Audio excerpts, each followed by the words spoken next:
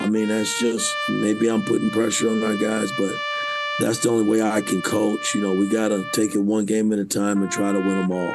12-point Nebraska lead. Lawrence for three. And that is the cherry on top.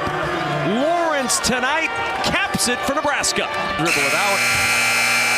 And an 85-70. And now we didn't compete. Well, I mean, when you give up 51 points in the Big Ten and a half, you're not going to beat anybody. We're young. We're missing our senior point guard. Trying to play a freshman at point guard is tough. Gallo struggled tonight at trying to play the point with his 6 turnovers. It's a lot that comes in play with that. We've played well enough this year in spurts, but not well enough to complete ball games, and that's what makes it frustrating. Oh, come on, Mark Dykton. Don't do that to Woody. Don't do that to Mike Woodson. Come on. Well, he said they had to win them all, and they lost right out of the gate. Of course, that's funny. I was wondering, you were in here editing Smiley, looking at something. I was wondering what you were doing. All right, let's welcome everybody in. It's the wake-up call. I feel better today. I sound much worse today, and I'm not exactly sure why that's the case, but we got you for the next 3 hours here on the wake-up call, and there's nothing to say. Another dreadful performance for Indiana basketball. Absolutely disgusting. 3 straight losses at home now. Nebraska, Penn State, Northwestern. KB, a good morning to you. Yuck. Good morning to you as well. It's another busy night of hoops here in the state. Pacers back in action tonight. Detroit in town. It looks like maybe we'll get Benedict Mathurin and Jaden Ivey in the starting lineup, actually, with Aaron Nesmith ruled out for tonight. So we'll touch on the Pacers returning from the All-Star break. Purdue sees a very different Rutgers team than they saw, or at least I would say one piece is different. Rutgers has been playing much better here as of late. So both of those 7 o'clock tips coming up tonight. But yeah, it has now reached just the historically embarrassing levels in Bloomington. You mentioned the 3 straight home losses, Andy. 3 straight home losses to unranked teams. I'd be willing to bet in the illustrious history of that program, there's no way that's happened more than a couple of times, if that. All we talk about is the vaunted nature. It's easier to climb Everest than it is to win on the road in the Big Ten. And, look at Illinois last night losing in, is it called the Rec Gym? Or is this just I think so. Boy, they choked, man. I love that it's called the Rec Gym for Penn State. The vaunted nature of going on the road in the Big Ten. Well, Indiana's protected home court by losing to 3 straight unranked teams. And, I tweeted out late last night, I could do the star ranking thing again that I did a few weeks back with Penn State. Nebraska's they've got 2 dudes in their starting lineup, Andy, that were 0 stars. I didn't even know that was possible. But nonetheless, 51 points in the first half. Outside of that 7-8 minute stretch to begin the second half, just really a beatdown from Nebraska last night. And again, it has reached now the sad, pathetic, historically embarrassing level of this season. Mike Woodson talks about a young team a lot. That is a frequent cop-out, in my opinion, in those press conference settings. Andy, when you get to February 22nd, a young team should be showing signs of life. Well, it's also they not should true. be ascending. Right. They should be, oh, wow, here's a spurt here or there. Here's a game here or there where, okay, you see a little bit more of that. And no, this is a team that is literally going over the edge of the cliff here. So the Indiana season, continuing last night, reaching those levels as a Nebraska team that had not won on the road yet in the Big Ten, had lost those games by an average of 12 points. They come into Bloomington and, again, control it for 30-plus minutes and win by 15. It's also not true. Mike Woodson talking about his team being young is not true. He can't be allowed to say things that just are fundamentally not true. I mean, Malik Renew has played college basketball. Khalil Ware played college basketball at Oregon. I mean, he's got guys.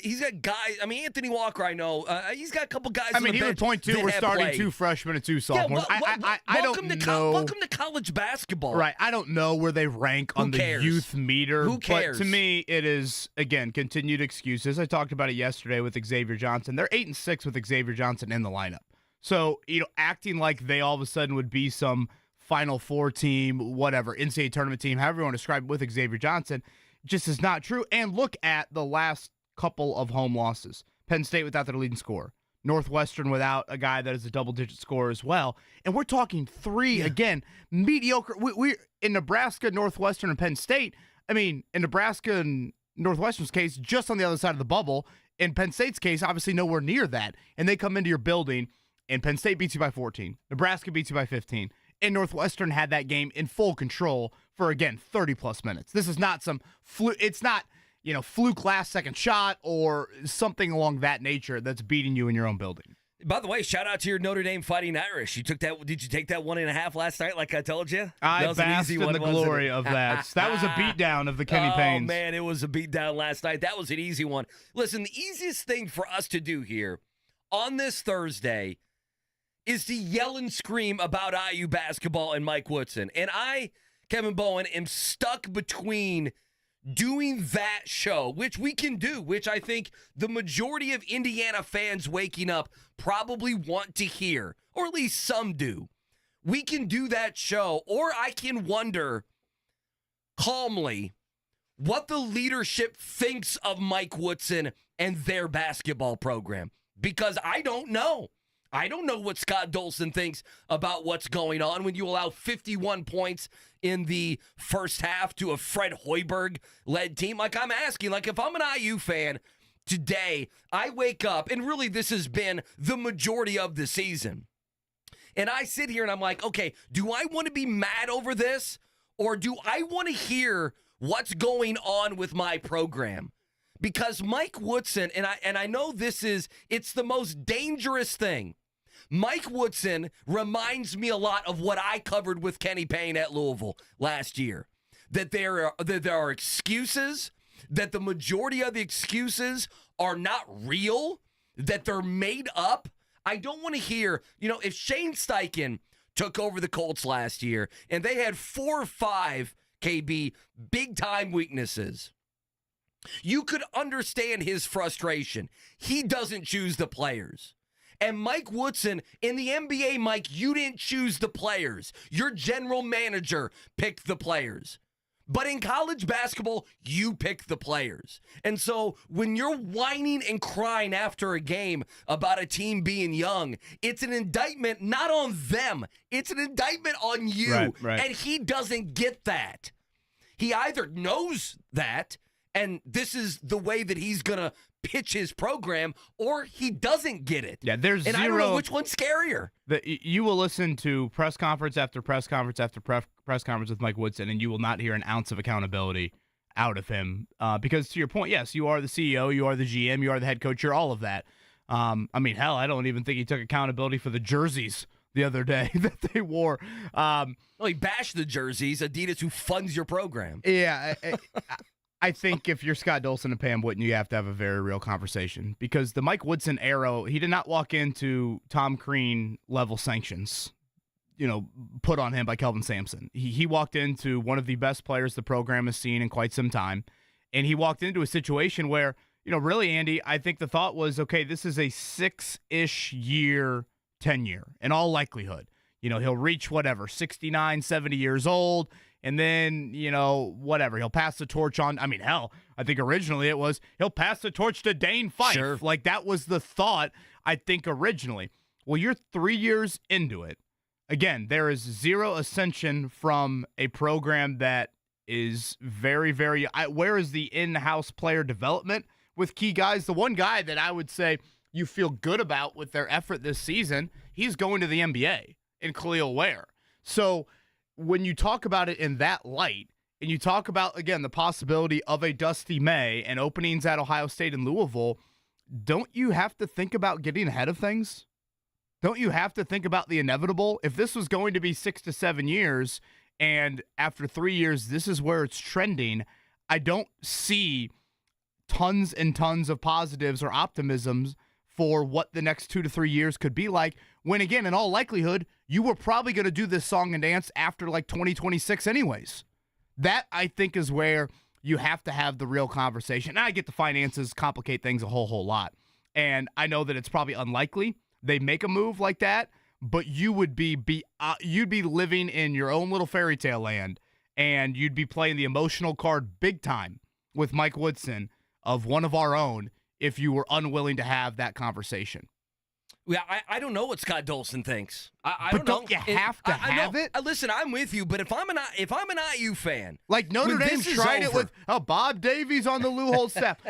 Again, I have been here as a fan. Many programs have. Notre Dame football was at this level where Charlie Weiss is one of our own. Yes, he's going to be the answer. And when you try that, and all of a sudden you're thinking, how long do we keep this guy? Because he's one of our own, do we have to? No. At some point, they made that move for Brian Kelly, a man that had zero ties to the university, and all of a sudden he got that program back onto the footing of where it should be. Because, again, Indiana should be on very stable ground, especially in present-day college athletics, when it has turned into such a go and shop at the market, and whoever walks in with the most money is probably going to be darn attractive to the high-level sorts of recruits and transfer portal guys out there. Indiana walks in there, unlike 98, 99% of college basketball programs, from a facility standpoint, from an assistant coaching pool, from how many people. I mean, I could not believe still how many people were in that building last night. It's unbelievable. It is. And every time they made that run, they're in the game. You could hear that crowd. Like, I'm watching the Louisville game against Notre Dame. Andy, that's a big crowd for Louisville last beyond night, by the way. apathetic. Yeah. If Michael Shrewsbury didn't have 100 of his family members there, there's no one in that building. Yes, is Indiana full to the brim last night? No, but there still is a passionate group down there that, again, absolutely dwarfs what I saw in Louisville last night. And if you're Scott Dolson and you're Pam Whitten and you realize, especially if you're the new president and you're like, okay, walk me through these finances. We're investing this, and that's the return we're getting. Even financially, if you want to play like the business side of it. Not even wins and losses. It's not adding up whatsoever. No, it's not. And we're to the point. We have hit the point. I know we're making parallels of Louisville and Kenny Payne and Mike Woodson at Indiana, but I believe that we have hit the point, and Louisville hit this point with Kenny, that no matter what he says, it's going to be, number one, it's going to be a terrible message, and the message is going to be received poorly. I feel like that is where we are now with Mike Woodson. Well, we're squarely there every time he speaks. The Mike Woodson press conferences, yes, we are there. And to be fair, Andy, it's probably low-hanging fruit, but watch the product. If you don't want to listen to the press conferences, fine, because those words, Mike Woodson is just, he's not doing himself any service with the type of lack of accountability comments he has on a routine basis. But go watch the product. Again, I think right now, I think it happened one time in the Crean era. It is extremely rare in the history of this program to see a team lose 3 straight games at home to unranked opponents, and they have been out in those 120 minutes. They have been thoroughly outplayed in, I would say, 90 to 100 of those minutes. There's no doubt. It's not like, there's Andy, no doubt. They had a back and forth, punch you, punch them. All of a sudden, here we go, Nebraska, Indiana. This is back and forth. No. That was not that game last night. It wasn't with Penn State when they were without their leading scorer. It wasn't with Northwestern either. And that, to me, is, if you're going to live in just a little present reality and put Woodson's words to the side, if you're Scott Dolson, man, I keep on hearing young team. Where is the growth? Glimmers of growth. Like, I don't see any of it whatsoever. Where is the in-house development for guys that you have recruited? I see none of that. And to me, if you just want to separate emotions, separate words, and watch actions on the floor, I don't see any of it. They made it a 3-point game, and then they came down, they missed a layup. They had a C.J. Gunn wild drive, and then they had a turnover. That's what they did. They got it to 3. In the next 3 possessions, they didn't do anything. Nebraska hits a 3. Nebraska gets a wide-open layup. Nebraska gets an and 1. That's what happened after the game became a 3-point game, where you finally had the emotion. You had a timeout. You had 3 crap possessions, and Nebraska came down 3, layup, and 1 immediately, and then the game's out of reach, and that's basically double figures the rest of the way. Well, the game's over when you're down 20 at half. Sure. I know it was spirited 8-minute run, but now you've just put unbelievable pressure on the rest of your game to have a historic comeback. And honestly, as soon as they flipped over from Penn State, Illinois, and our guy Tominaga, the Japanese Buddy Hield, who the Pacers need to draft late in the second round. Oh, yeah. When he hit the first one, I'm like, I might as well just go to bed. And then I think he hit a second. Oh, yeah. And then I believe he hit a third before they went to a timeout. He hit a fadeaway mid-range jumper. And he always is very injecting into the veins. Always. It doesn't matter where he shoots from, he's injecting into the veins. He is. You got to think a very healthy IV pack there in Lincoln. I just don't know if Indiana fans want to be, if they want anger, if they want yelling and screaming, if they want, Mike Woodson needs to be fired, or if they're stuck in between. I know I keep going back to this, that they want to hear what's the actual plan for the organization. You may say, well, Andy, you got to wait till after the season. That's fine. You don't. Number one, you don't. But number two, that's where I am stuck is we have done the fire and brimstone with the ineptitude of Mike Woodson, the lack of coaching, the lack of development, the lack of recruiting, all those things. We've done that.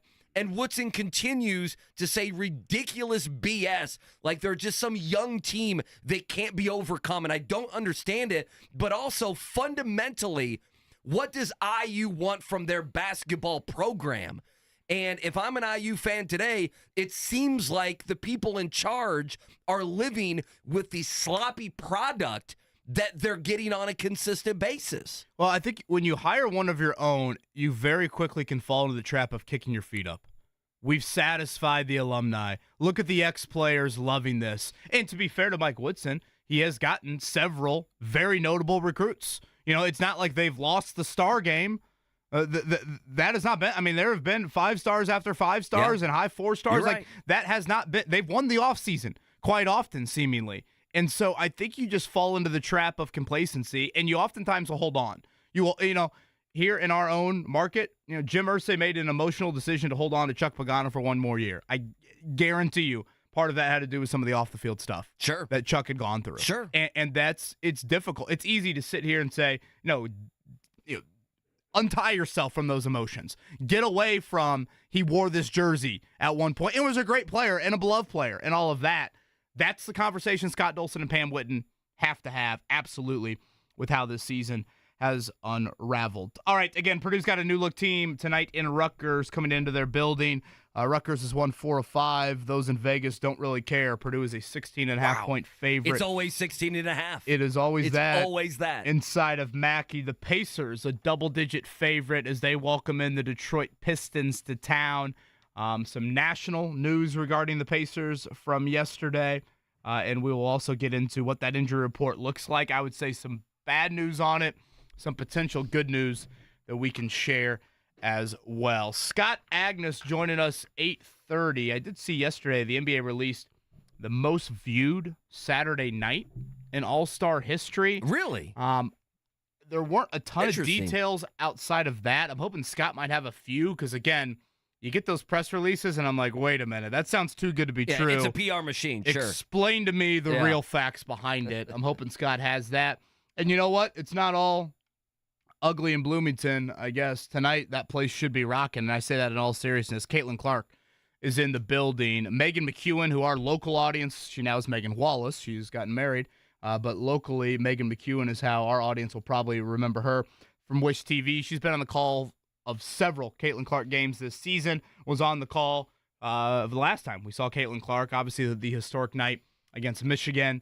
She's going to join us at 9 o'clock. It'll be a pretty unique night inside of Assembly Hall, so we'll do a little bit of that coming up in the 9 o'clock hour as well. Good Thursday morning to you, Kevin Bowen, Andy Sweeney, Mark Dykton on the ones and twos. 93.5, 107.5. It is the Wake Up Call. 93.5 and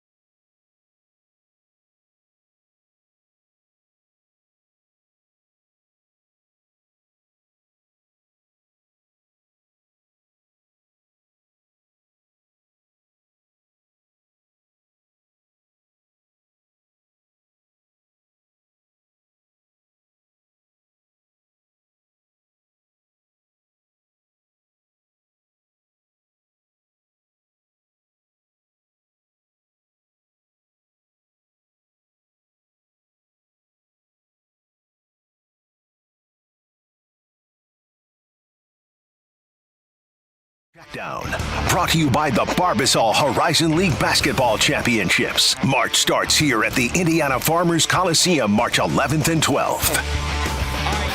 All right, your morning checkdown. Two quick things. By the way, Scott Agness is going to join us at 8:30, and then I figured I was going to mention this in the first segment. We need to do like a public announcement to people listening right now that may not have any idea. Now, I don't think this has affected you guys at all, but if you have AT&T and some Verizon carriers today, you're not going to be able to use your phone for a little bit. Have you guys seen this? Now, I don't know if it's affected you. It absolutely has affected the Sweeney household.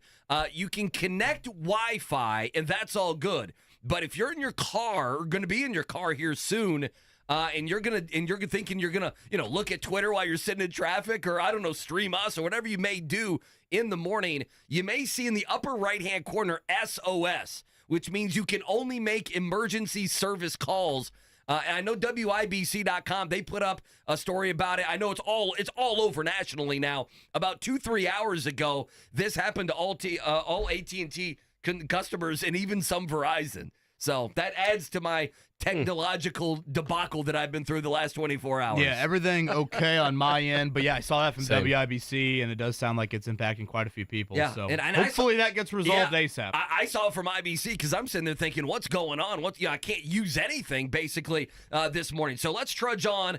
Debacle last night, we've talked about it, 85-70, Nebraska over Indiana. 3 straight losses now at home, Northwestern, Penn State, and last night to Nebraska. 3 straight losses against unranked teams. Post-game, here's Mike Woodson. We're not putting full games together, and that's what's frustrating. I mean, you have to win at home in the Big Ten. I've said that when I first walked through this door. It's always been that way. You figure the road out when you get out there, but you can't lose games at home. And we've lost more games at home this year than we've had in the last 2 years, and that's kind of frustrating. Yeah, it is frustrating. Like I said, 3 straight losses at home. The other big storyline from last night, whether it's the end of the first half or the end of the game, the Boo Birds were out last night in Assembly Hall. Trey Galloway heard him. Here's what he had to say. I mean, it's part of it, but I can't really worry about that. I just got to worry about helping my team, and we got to be focused on each other, and we can't worry about the outside noise, and just be a unit and stick together. Andy, Nebraska 0-7 on the road coming into last night. Those losses by these point totals. 11, 16, 18, 5, 22, 3, and 12. So 5 of those 7 losses by double digits. They come into what is thought, and I've certainly thought this for years, one of the toughest places to play in college basketball, and they win by 15. Is Chris Tucker boys with Mike Woodson? That was the individual highlight for IU. Why was he there? I don't know.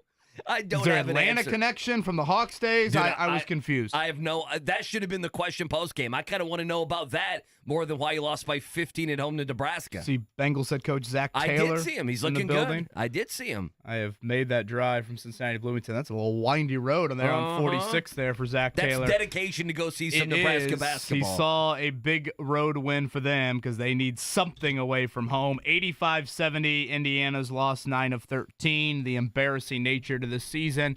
Continuing, again, 3 straight losses to unranked opponents. Not something we say often at all about Indiana University. All right, tonight it is the restart for Thanks for the Indiana Pacers. They are, what did I see, 11.5? Does that sound right, Andy? It does sound right, yeah. Line for tonight. Again, it'll be the Pistons inside of Gainbridge Fieldhouse. We know Aaron Nesmith is out. On the other side, we can kind of get into, okay, how would you handle the starting lineup? Jalen Smith is questionable. Remember, he missed those final, 3 or 4 games before the break due to back spasms.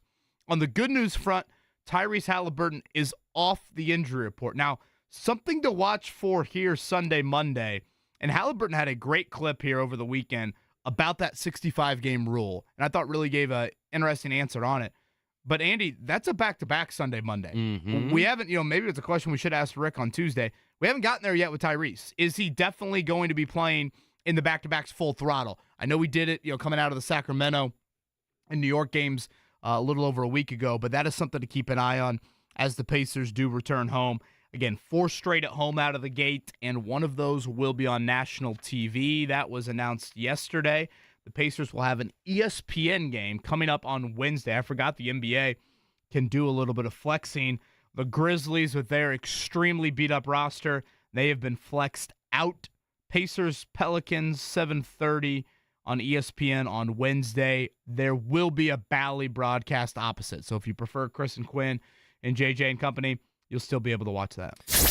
Yeah, get to see Zion Williamson. You jacked up over that? Little Zion Williamson? Williamson Has been healthy He's played. Right? Yeah, this we were talking about that off air. I was looking at his game log, knowing they were playing the Pelicans 2 times coming up. And, Zion's played. Just quickly, rough night for top 25 teams in college basketball. I don't know if you saw it. LSU, game-winning shot. It's a crazy finish. Crazy finish over Kentucky last night. You had Illinois give up a lead and give up like 20 points in the last couple minutes, basically. They lost to Penn State last night. You had good news for Purdue. It was great news. You had Dayton lose to George Mason on the road. You had New Mexico beat number 22 Colorado State last night as well. So top 25s all over the place. Alabama, by the way, now they're number 13. They beat number 24 Florida. Florida had a lead. Florida played well in that game. Had a chance to win it, did not win it, but Alabama did get the win there in overtime. So a rocky night last night for top 25 teams. Yes, again, good news for the Boilers as Penn State, with a furious comeback to beat Illinois. Boy, Illinois got a great look at that lay-in potentially to win the game there at the end of regulation. What did Shannon end up with?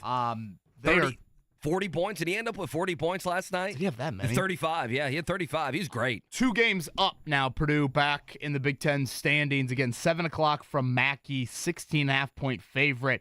Rutgers has won 4 of 5. This has kind of been an under-the-radar Big Ten storyline, Andy. They got a player by the name of Jeremiah Williams eligible for them 5 games ago. He was involved in a gambling violation at Iowa State. He appealed it. Finally, the NCAA said because he had sat out X amount of games, he was eligible to play on this appeal. And that happened 5 games ago. Rutgers has won 4 of 5, and he's their leading scorer in these 5 games. So even when Purdue first played Rutgers, even go back to when Indiana played Rutgers, when you watch them this year, you're like, damn, they can't score at all. They still are not potent by any means, but still, they've got a little bit more juice with him in the lineup. He's been a driving guard for them, averaging 13 points. So just something to keep an eye on for Purdue tonight as they respond from that loss to Ohio State. Indiana State did get back to their winning ways that was good. over Valpo. I think I like the over for Purdue tonight. 138.5. You like that? I get a 70-70 game. I'm good to go. What pace do we get? Was that the smallest point total of the year, Purdue at Rutgers? It might have been. I'll look it up. It's a buy low. I would guess that it was a big turnover number. For some reason, I feel like 68's popping in my head of what 68-60. Yeah, it's got to be one of their lows, if not the lowest of the season. So again, what pace will it be tonight in Mackey? Rutgers wants it in the 60s. Purdue would probably prefer it closer to the 80s. So 7 o'clock tips for the Boilers and the Pacers as they are back in action for the first time this week. All right, on the other side, again, that Haliburton clip, it is an interesting comment in regards. He's got a little wiggle room here in the final 26. What storylines are we watching here as the Pacers return to action? Should be quite the individual matchup tonight between 2 young players as well. We'll hit on all that on the other side. It is the wake-up call with KB and Andy on 93.5, 107.5, The Fan. The Pacers return.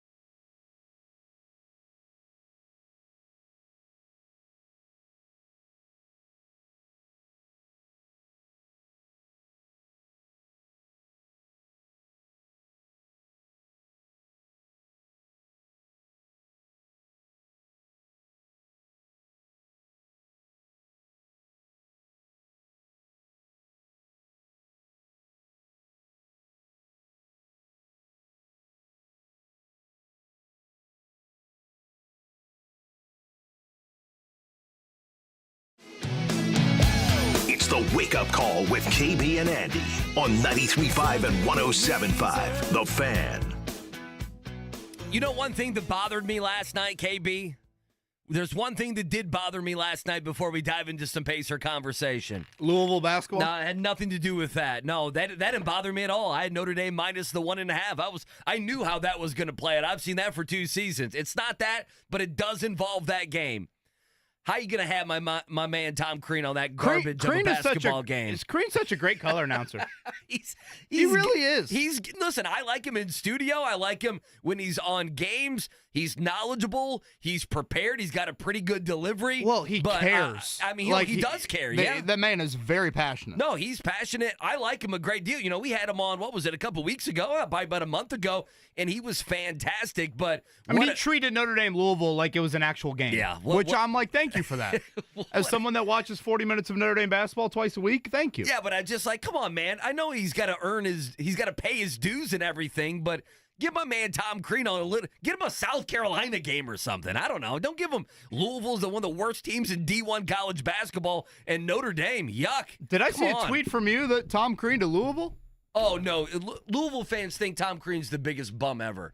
When they've had David Padgett, Chris Mack, and Kenny Payne as head coaches since Rick Pitino. Yeah.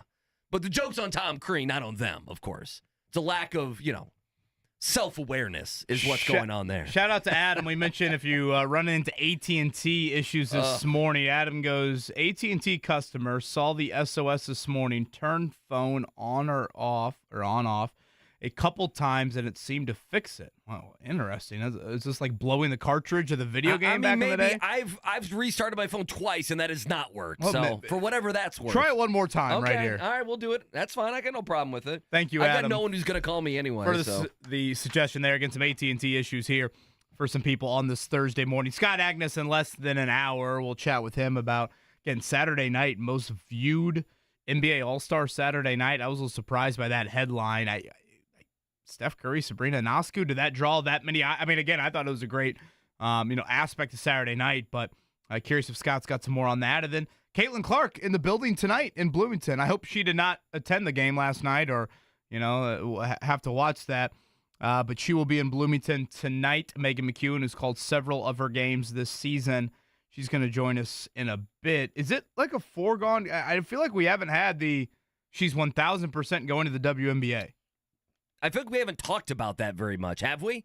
But I mean, we have. I don't know. Maybe I'm like listening to the Iowa crowd chant one more year the other night, but boy, wouldn't that just be awful for the Fever? Well, it'd be awful for the Fever. I think with me is, do you want to move on?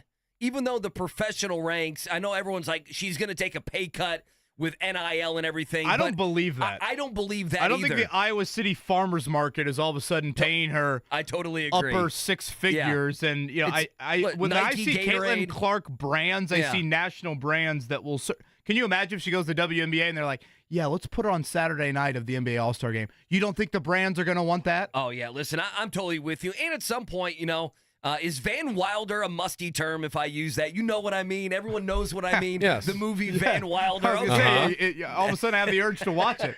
Yeah. It's a great movie. But Van Wilder, I mean, does she want to stay in college or kind of move on to the next, chapter of her life? Plus, might be unfair to compare her to guy? Van Wilder. Her boyfriend's here, right? Connor McCaffrey. Yeah. Mm-hmm. I saw, didn't the Star do a story on them? Maybe over the around Valentine's Day about their love. Oh, wow. I think I saw that. It populated It'd be quite to the my pitch to the timeline. Pacers. Well, We like to talk about one of your employees' relationship. we talked about it on the air, and I know my iPad and my iPhone heard that conversation because our electronics are listening to everything we do, and it started to populate Connor and his relationship with Caitlin to my timeline. So I'm going to say she comes out. I'm going to say she's going to be with the Indiana Fever next season. How about that? Well, I'd hope so. We could use it here. I mean, to me, it just seems like a foregone conclusion, but I don't know. Maybe Megan will have a little bit more on that, so she'll join us coming up at 9. All right, Pacers back in action tonight. They return from the All-Star break, double-digit home favorites against the Pistons. You assume, with Aaron Nesmith already ruled out, that it'll just be Benedict Mathurin sliding into that starting lineup? Well, that's what I want. I'm not assuming that. Who else? Yeah. I know Jeremiah Johnson had mentioned, I don't know if he mentioned him as a starter, to be fair, but he threw out the name of Ben Shepherd. and this is what sometimes happens in the NBA. You get coaches that are so strict with their rotations. No, we can't touch the second unit. We want the second unit guys to be kind of in their main roles. Let's take a fringe second unit guy, bump him all the way up into the starting lineup. But, I mean, unless you were going to go really big, and Jalen Smith's status is even up in the air tonight, unless you wanted to go like Obi Toppin at the 3, to me, Mathurin seems like the only obvious answer. And then Doug McDermott would obviously play a little bit more off the bench. Yeah, he mentioned McDermott, but I cannot imagine, he's had, 3 games under his belt, KB, that he's going to be starting. No, tonight I think for me, maybe not you, but I know you're a Mathurin fan. I think for me, the up and down few weeks he had with his injury, the illness, and kind of everything that went into right before the All-Star break, he got a couple days off, and he was one of, I know everyone's talked about, Tyrese Haliburton and everything else. I thought Mathurin had a very good All-Star break as well. Friday night, Saturday night, I thought he kind of showed his mettle, if you will, and we've been waiting for him to kind of, hey, another chance to kind of be the guy now that Buddy is out, and I think this is another opportunity. I would start Mathurin, and I think he should play over 25 minutes. Jaden Ivey's season has been, even off the bench early on. He had started some of the recent games here with Detroit leading into the All-Star break. If we did get Mathurin in the starting lineup, that would be Mathurin and Ivey. For those that have missed it, Friday night in the Rising Stars Challenge, to say that those two, and Mathurin being the instigator, to say that they were nose-to-nose a few times would be an understatement. During the Rising Stars game, I believe Ivey's quote afterwards was, "I'm looking forward to February 22nd." Well, here we are. So Pacers-Pistons on a random Thursday night, maybe not a ton of juice. We're going to get it with those two. They will be, I guarantee you, there will be at least one time tonight where they have to be broken up. And I'm fine with that. Yeah, but the key is, when that happens, if you're Benedict Mathurin, make sure Isaiah Stewart is nowhere close. Oh, that dude's nuts, man. I'm scared of Isaiah Stewart. Isaiah Stewart, the man that punched Drew Eubanks. Oh, yeah. That you don't want him close. Well, maybe James Johnson and Benedict Mathurin tag team versus. Well, he does the dirty work in the pregame, right? Isaiah Stewart. He's the pregame guy. Wow. He dirties it up there. I've seen him during the game look like an absolute rhino running after people on the floor. You remember that? It's one of the great. It's one of the wilder memes. clips. It's like I saw someone tweet out during the playoffs. This is how Isaiah Pacheco runs. Exactly right.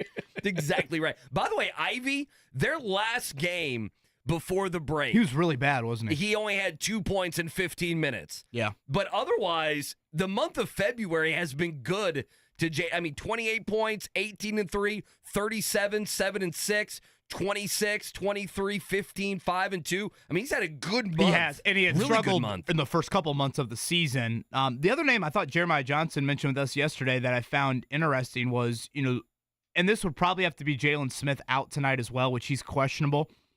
Would Jarris Walker find himself in the rotation tonight? When you start to play the numbers game, remember Walker was on that West Coast trip with the G League guys, with the Mad Ants last week when they had their health issues. All of a sudden, if you don't have Nesmith and Jalen Smith, you're a little bit into, okay, what are your wings? What's your 3-4? Yes, McDermott, maybe Shepard. Certainly Obi Toppin. So that'll be something to keep an eye on tonight. I did want to play this. This is Tyrese Haliburton with JJ Redick. This is from, at this point, it's probably about a week old. But, Andy, the old 65-game rule. It's obviously been a popular topic. We tossed it Adam Silver's way last week. I thought this explanation from Haliburton was interesting because now the Pacers are back. Haliburton's got, I think, 4 games to play with that rule here in the final 26 games of the season. Here was Tyrese Haliburton with JJ Redick. Did you feel like a sense of urgency to come back sooner than maybe? Yeah, no question. You did. Yeah, what? And then not from like our medical staff, but or no, like for that, sure. But like from like a $53 million incentive type. Yeah, what? Like I thought I was ready to go for the Portland game, and so did our medical staff. Everybody agreed, but I don't think if this was never the case, I might have been like another week. Yeah, maybe give it another game or two. Let me think more through this. Like let's try to be 100%. And even now with this whole, I've had a minutes restriction now for the last 2 weeks, and it's what's your it's a 25? It's changed. It started at 20, and then it's ramped up, and it's been terrible. So I think I've just been frustrated by it completely, but I understand where the league is coming from. Listen, at the end of the day, I'm a fan of basketball like everybody is. We want the best players to play. But realistically, like we talked about earlier, there's only a couple of us that this could hurt financially. You know what I mean? What are your thoughts on that? Well, I'm curious now. Because I have a couple. Okay, Sunday, Monday, back-to-back. You've got a few back-to-backs coming up. Are we totally done? He's not on the injury report, Andy. First time in all February. He hasn't been on the injury report. Are we totally done with the Haliburton health? I agree with a lot of what he was saying. I understand the urge to want to come back. Like, that makes sense. We were at the Vogue on that Thursday night. He mentioned that, that played into it. He mentioned that even a little bit of the Siakam played into it as well. So this is a storyline that I don't think is front and center here on February 22nd. But, Andy, if something arises in the next couple of weeks, it becomes a topic again of does he get to 65 games and how do the Pacers handle him if another injury does arise? Hopefully it's not a storyline, but I just want to make sure we don't totally lose sight of it in case something happens. No, listen, this is going to be some sort of a storyline every single season. Now, maybe not with Haliburton, obviously, but in the NBA, whether it be an award or a Supermax, it's absolutely going to be a conversation. Here's my biggest question, and I need your help with this, okay? I'm trying to figure this out. Haliburton makes sure, and even in that clip and in others, to not throw the medical staff under the bus. As in an organization, they understand, and I think it's very goodwill by the Pacers to say, we understand that you can make a ton more money by getting the Supermax deal. I guess the other side would be, would he for sure make one of the teams, the NBA teams? That would be a question. I still think he would, even though he's missed some time. But it's almost like no one wants to take blame, if there is blame, on, well, did they bring him back early?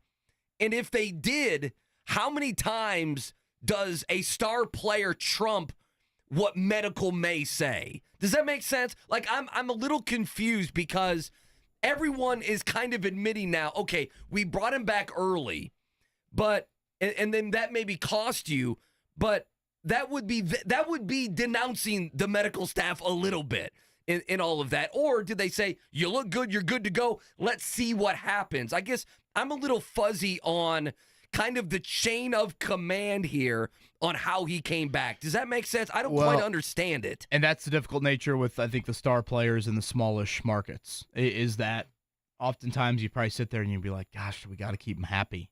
And it's delicate. Now, when it's player health, I would like to think you would, and the player would want to opt on the side of caution. But again, when you've got this rule out there, I can put myself in Haliburton's shoes, not really, but maybe a little bit, and say, okay, I get why he would want to be out there. But remember, if you go back, a month and a half, Andy, originally, what did Woj say? In approximately 2 weeks, he'll be reevaluated. And then he was back out playing in like 11 days. So not even the reevaluation. It was, no, he's back out playing in 11 days. So again, for tonight and, potentially Sunday, Monday, when you get to that back-to-back, I don't think it'll be an issue. But, I'm sitting there Sunday night at the All-Star game, and all of a sudden I look down on the East bench, and he's wearing one of those little back pads. Oh, sure. Remember? Yeah. Kind of a little back thing also popped up on the injury report. So again, he's off the injury report for now, but I just think that's something that we've got to keep an eye on if anything happens here in the final 26 I'm not games. trying to question the medical staff, but I think you almost have to kind of question how the decision was made, and if they went in thinking, okay, we think you're good enough to play here, but there is a negative side of all of this. The other thing I would say would be, remember, in the rule, there's the threshold that he needs to play 20 minutes. So you mentioned in a game for it to count as a game, right? Right. Per the NBA. That might be your answer on a back-to-back. They did that a couple times, remember? They played him 20, 22 minutes where it counted as a game, and I don't think that was a happenstance. I think they knew what they were doing. Yeah, again, I believe there's just been one back-to-back for Haliburton since all of this unfolded, and that would have been probably about 2 weeks ago now. Was it Kings and Knicks, I want to say, was the back-to-back, and he was 21 minutes in each of those games. Now, again, since then, there's been the uptick in the minutes restriction. He played 34 minutes against Chicago or against Charlotte and Toronto, closing out the first half of the season. So just some stuff to keep an eye on as we get started here with the final 26 games of the season. All right, on the other side, it has gotten pretty darn embarrassing in Bloomington. What should be the big picture conversation down there? We'll hit on that next. Silk's delicious plant-based beverages.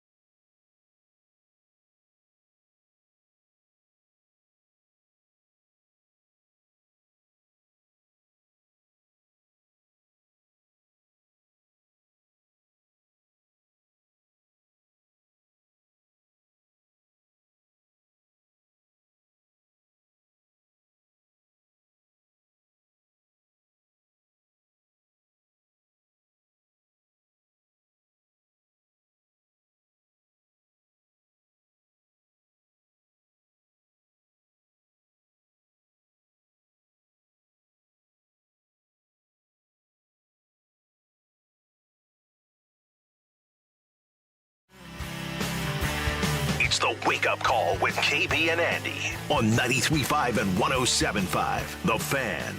All right, coming up in about a half an hour, Scott Agness will join us. We'll talk some Pacers. They're back at it tonight. Our coverage on The Fan, Detroit Pistons, Indiana Pacers, beginning at 6:30. Can't wait for that one. Like we talked last segment, I just don't know what we're going to see from the Pacers. The final 26 games here of the season. Currently the 6th seed if the playoffs were to start today. So we'll see what happens there. 2 quick notes before we dive back into Indiana basketball and the debacle that is Indiana basketball.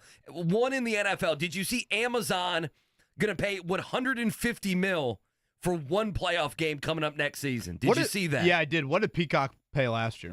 Do we know that? Boy, I don't know. We'd have to look that up. You got to think that number's more, don't you? Like the NFL's not going to go backwards, right? They're just going to keep charging more and more. So that would be number one with Amazon. I kind of think, and maybe I'm wrong, given that they already have Thursday Night Football and given that how many people use Amazon and have Prime, I don't know if there's the hot takes is maybe Peacock, because unless you're a soccer fan or an Indiana, Indiana basketball fan or a Big Ten fan, you don't really need Peacock. Well, you're right. No, you're right. NBC paid $110 million. Yeah, so $10 million more. The price of the package is always going up. Bezos got hit with $10 million more. Yeah, you can afford it. So there you go. So that's going to be $150. So that's out there. And did you see already that? So we did this story yesterday. This coming season and the next season, so 2024 and 2025, we are going to have the expanded 12-game college football playoff. And in a thing of beauty, all of these guys got in a room and they realized how much money they're going to make on the college football playoff. If you go back a couple years ago, remember that they're like, well, we can't move away from 4. I mean, what do you think? We're never going to move away from 4. And then they realized, oh, my God, we can make so much money. And so they said, no, let's go ahead and just push this through and do this. Let's expand the college football playoff. Fair enough. Did you see yesterday, KB, that they already have been talking about 14 and 16 teams? And the thought is in 2026, it's going to go either to 14 or 16. Like it's going to expand. We're going to get 2 years of 12. Are we going with Oprah invitations to the college football playoff? 2 years of 12. And by 2026, they're going to expand 4 more. You're going to have, Notre Dame's going to be, it's going to be good for you. Notre Dame's going to be in it every single season. Let's do a March Madness for college football. So what are we doing here? Are we doing no buys? What about like the health of these guys and how many games they're going to play? That certainly went away. Remember that you couldn't have the football season go too far because of player safety and because of academics. They'll mix too much class. Yeah, and by God, look how much that has changed in the last 12 months or so. So USC students going to Maryland. That's too much class. Can't enjoy do the it. 12-team playoff this year and next year, because in 2026, I'm guessing it probably goes to 16 teams. This from Chris in the YouTube chat. 40-year IU fan officially checking out of this season. First time ever through the early Crean years. I had a buddy of mine who lived on my floor freshman year. He's a season ticket holder. He texted me yesterday, and at one point, this is a few weeks ago, he goes, hey, man, any chance you'd want my tickets to the IU game tonight? And I was like, well, no thanks. He texted me yesterday at 6:30. Current state of IU basketball. I've had season tickets for 7 years. Tonight was the first time I forgot they were playing. Oh, my God. So he didn't go then? At 6:30, I guess he didn't go. And then did you see in the lower level yesterday, there was a ticket for sale. I forget who DM'd me this. $4. Lower level? Lower level. You could have sat next to Chris Tucker for $4. Somebody should have jumped at that. That's a great deal. Is this where we're at? Oh, it's where we're beyond it. Like I don't know what the next step is for Indiana basketball. I think what do Indiana fans think it is? I mean coaching. I mean roster construction. You can't rewind this same thing next year. Well, okay. If you want to live in the Mike Woodson is back for next year, you empty out. You sell off everything. You sell off Kilroy's. You sell off sports. You sell off Great Limestone and Bloomington. Whatever. They can have a membership to the new golf course. You give them everything in the portal to try and find a new look backcourt. I mean, that's paramount. Honestly, I think you have to have a real conversation about Mike Woodson's future. Because, again, I'll go back to what I said to open up the show. Andy, you're reaching historical, embarrassing levels to the season. But more than that, this was never thought to be some 10, 12 years, you're going to build a statue of Mike Woodson out front. It was, hey, given his age, it's probably going to be like a 6 to 7 year run, ideally. And luckily, Archie Miller didn't leave the cupboard totally bare. You have one of the best players in program history that you're going to walk into and find. And, given your your connections with your alumni base and your NBA background, this is going to be something where you go on a really nice, again, handful of year run, and then you pass the torch to Dane Fife.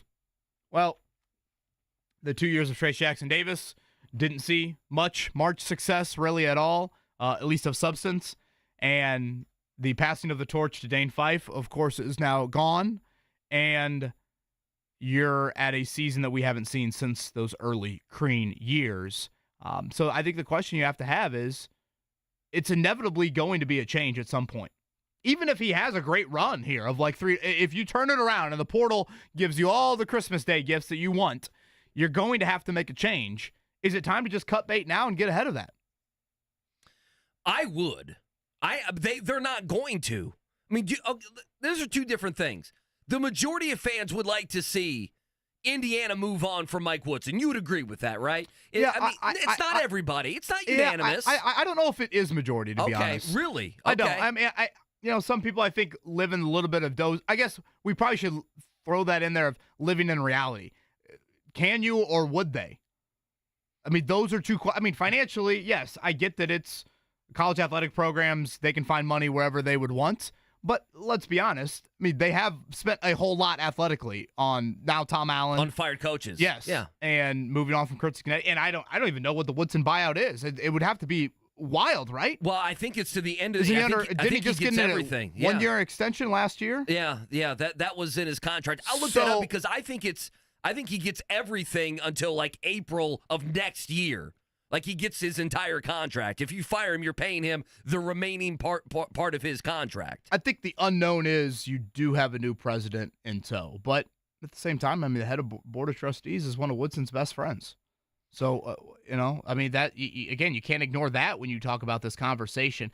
I just think why I think you have to have this conversation is because, again, you have reached the embarrassing levels of this season, and I don't see like this in-house young team development or growth, individually or team-wise. What I see is a very stubbornness from the head coach, an unwillingness to try and adapt and adjust some things, a lack of accountability post-game, and you're to the level right now where, again, with how much you invest in your college basketball program, the return on it is rather laughable.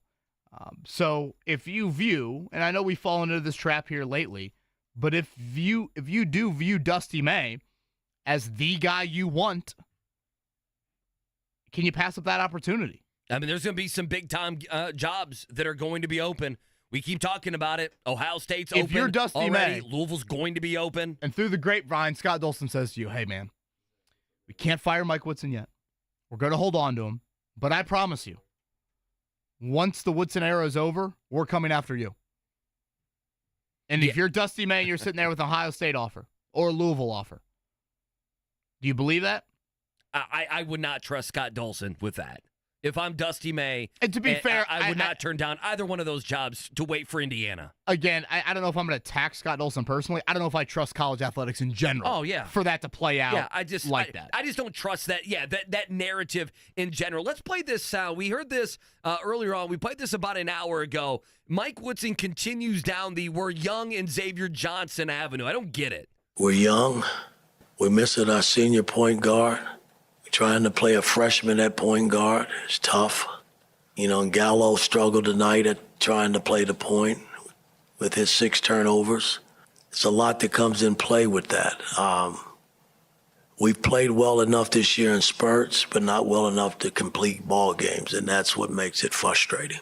I don't know. We are to the point of the season, KB, where it's kind of like no matter what Woodson says, we're going to pick it apart and we're going to say, well, that's not right or that's not true. Or in this case, I can say, well, you get to pick the players. So if they're young or if they're this or if they're that, that's ultimately on you. But I just don't buy what he's saying. I'm sorry, man. Trey Galloway's played a ton of college basketball. Malik Renew last year was in your program. Khalil Ware is an NBA player. Mackenzie Mbako is, yes, he's a freshman, but you're late February by now. The old adage is, they've grown up to be sophomores, and I think he has got better. I think that would be one guy that probably Woodson and his staff could look at. But this whole we're young, it's just, it's not true.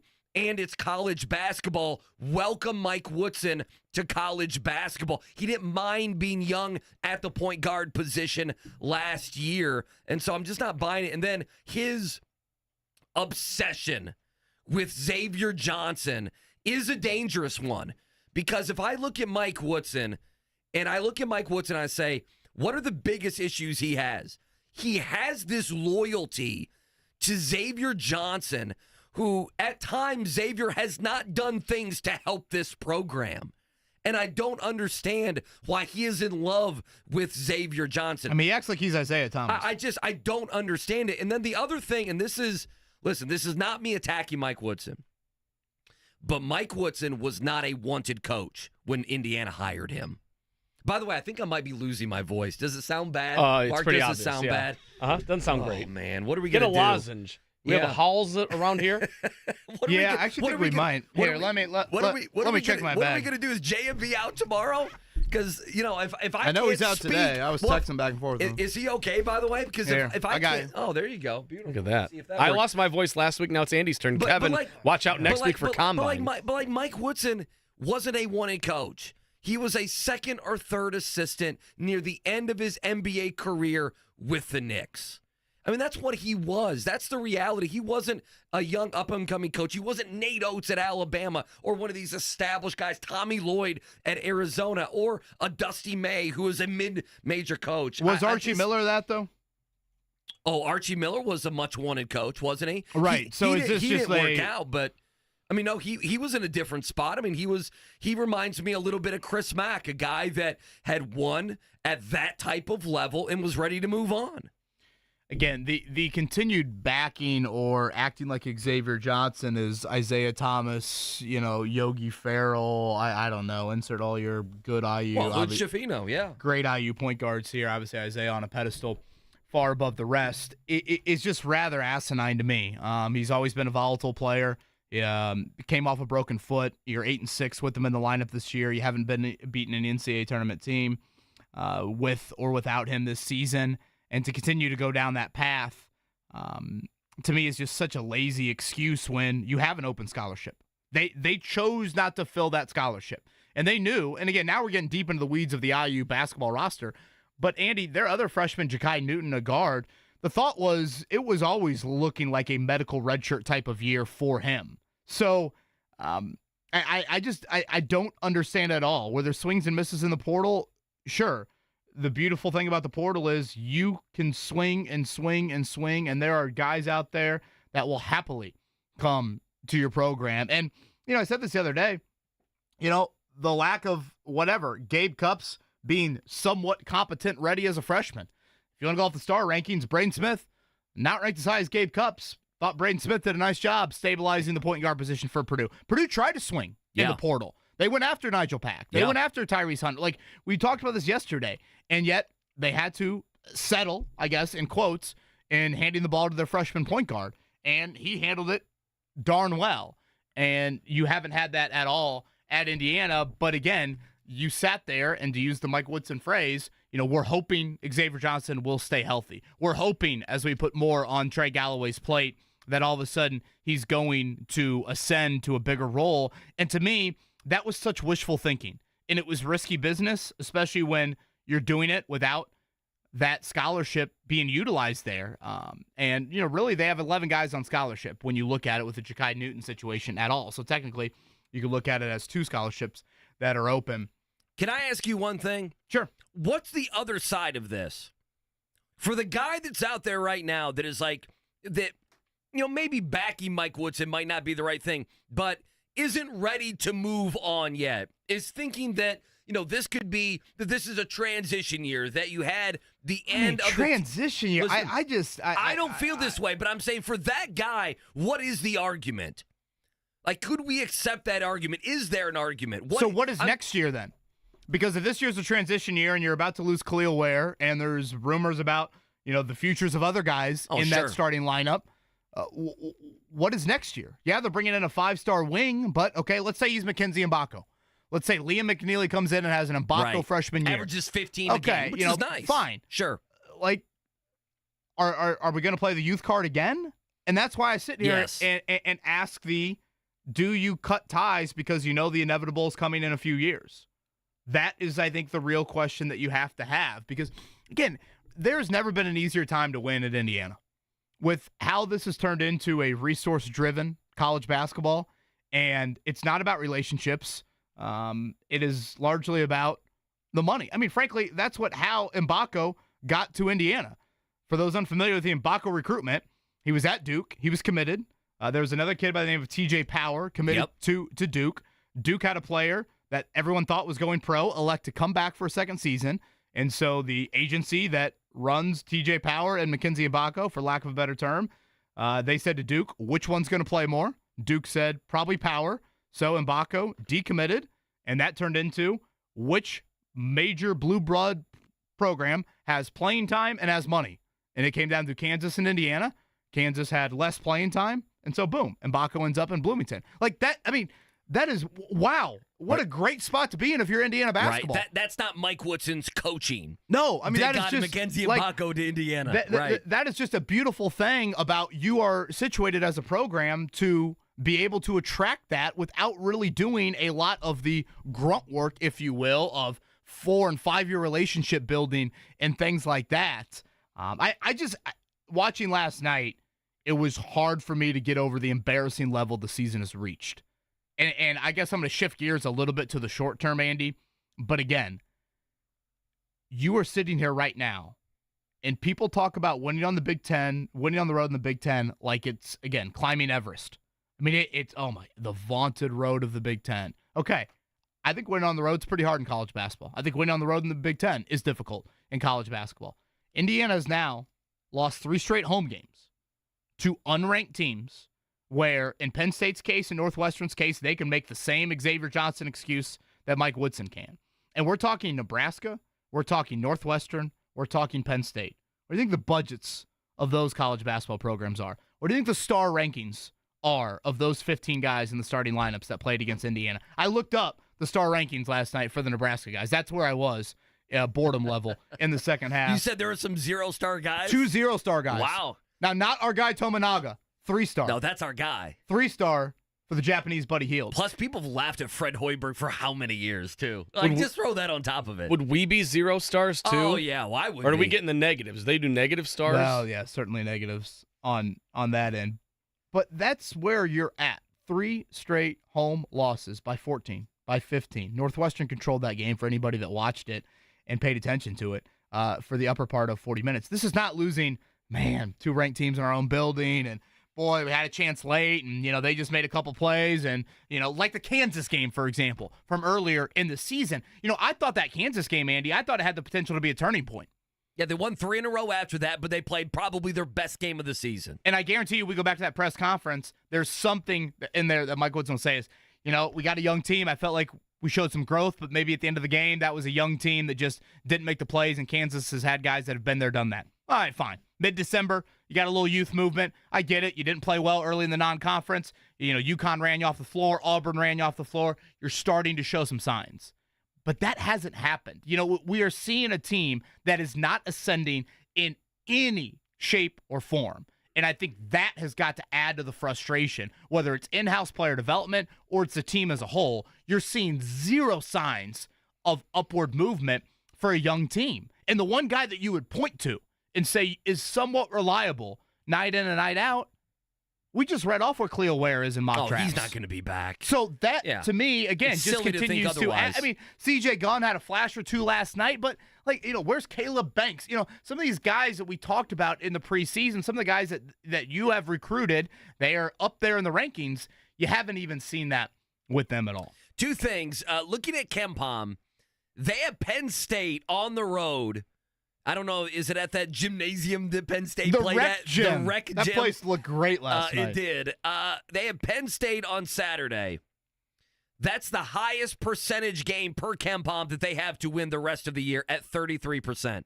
So again, Indiana, the next 5 games to end the regular season, and I would imagine that would carry over to the first game they're playing on that Tuesday or whatever it is of the Big Ten tournament. 33% is the highest percentage they have to win a game the rest of the season. Let me throw something else your way, because I agree with you. You are going to have guys leave, go to the NBA, someone will transfer. Like, we know that. That's the nature of college basketball. I saw this on Twitter.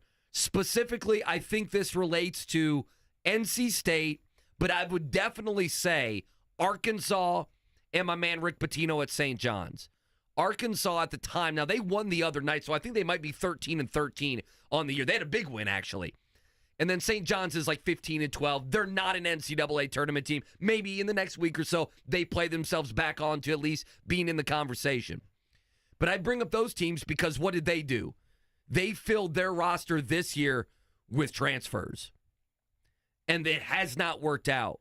And so my worry for an Indiana fan would be, if I don't trust Mike Woodson with this team, that let's say he does go get transfers, and the transfers are very much at times, not all the time, but at times are mercenaries, right? That's the excuse next year is, well, we didn't really, bring guys in, high school kids, recruit guys, and develop them into our program. We went out and got mercenaries, and they don't understand what it means to play for the Indiana basketball brand. That's the scary thing to me, is that Mike Woodson gets another year. Guys leave because they're going to leave, right? Maybe a Malik Renew ends up coming back. Maybe Galloway gives you another year. But the majority of the team is gone. Or a guy like an Anthony Walker or Sparks, you understand they can't play at this level. And you bring in, 5-6 different transfers, and now suddenly those guys don't understand what it means, like Anthony Leal means, to play for the front of the jersey. That's the next pivot that I would be worried about if I'm an Indiana fan. One thing I'll add, and I remember when we had Tony Adragna on a few weeks ago, Andy, he brought up this stat, and last night was another one. Remember the percentage of losses that now Mike Woodson has had by at least 15 points? And how that number is higher than it was for Tom Crean, higher than it was for Archie Miller. I mean, you're getting run off the floor. Guys quitting within a game, lack of in-game adjustments, whatever you want to throw out there. That, to me, kind of adds to the ugly nature to it. Again, it's low-hanging fruit, and Notre Dame basketball is not an ideal example. But, for the most part, they've been pretty competitive in a lot of their losses. And I'm like, okay, that at least, and they've got, incredibly young team without the five-star nature to it all. You have something to attach to that says, okay, I understand first-year what head the road's coach, going to look like. Not in year 3, right? Those sorts of things. And again, you can point to other examples of it. And the whole transfer portal, good and bad, Butler would fall in the good category of it. But at the same time, Thad Matta would say in his first year, when they tried the transfer portal, that would fall in the bad aspect to it. That is the fickle nature to it. Joe and Andrew both asked this question. Again, it's probably a question for a little bit more down the road. We kind of got into this a little bit yesterday, but when I brought up Dusty May, both of them were quick to chime in. Is this, Archie Miller 2.0? Why does everyone view him as the godsend? I'm not saying that. It's the name that probably most popular that comes up with IU right now because of the connections. But, I guess take out Dusty May's name. And again, I'm throwing out 3 names that are popping in my head, Andy. If Bruce Pearl calls you through the grapevine, if Chris Beard calls you through the grapevine, if Scott Drew calls you through the grapevine, and they express interest.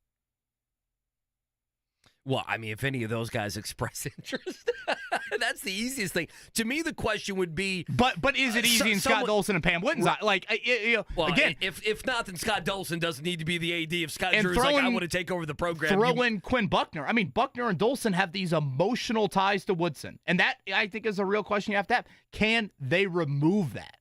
If and when they get to that point in this season. I think that is the question that certainly I think it's this, I'm sure Colts fans didn't have to live this too much, But like as a New York Giants fan, they finally got rid of Tom Coughlin, and they went and they got Ben McAdoo, and then they got rid of Ben McAdoo, KB, and they got Pat Shurmur, and so then they got Joe Judge. And so it's like I'm getting excited because there's going to be a change of regime, but the next guy you bring in is a buffoon. To me, the question isn't if one of those big-time guys wants to be your head coach. To me, it would be the next step down.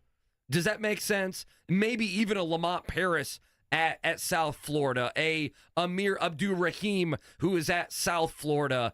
You mentioned Dusty May, even though he's been to a Final Four, and I know you could say, well, he's a 1 year, he's a 2 year wonder. We shall see. A Mark Pope, his name would come up there. To me, it's not, if Scott Drew wants the job. Guys, if Scott Drew wants the job, you get rid of Mike Woodson. If you don't, then those people don't care about IU.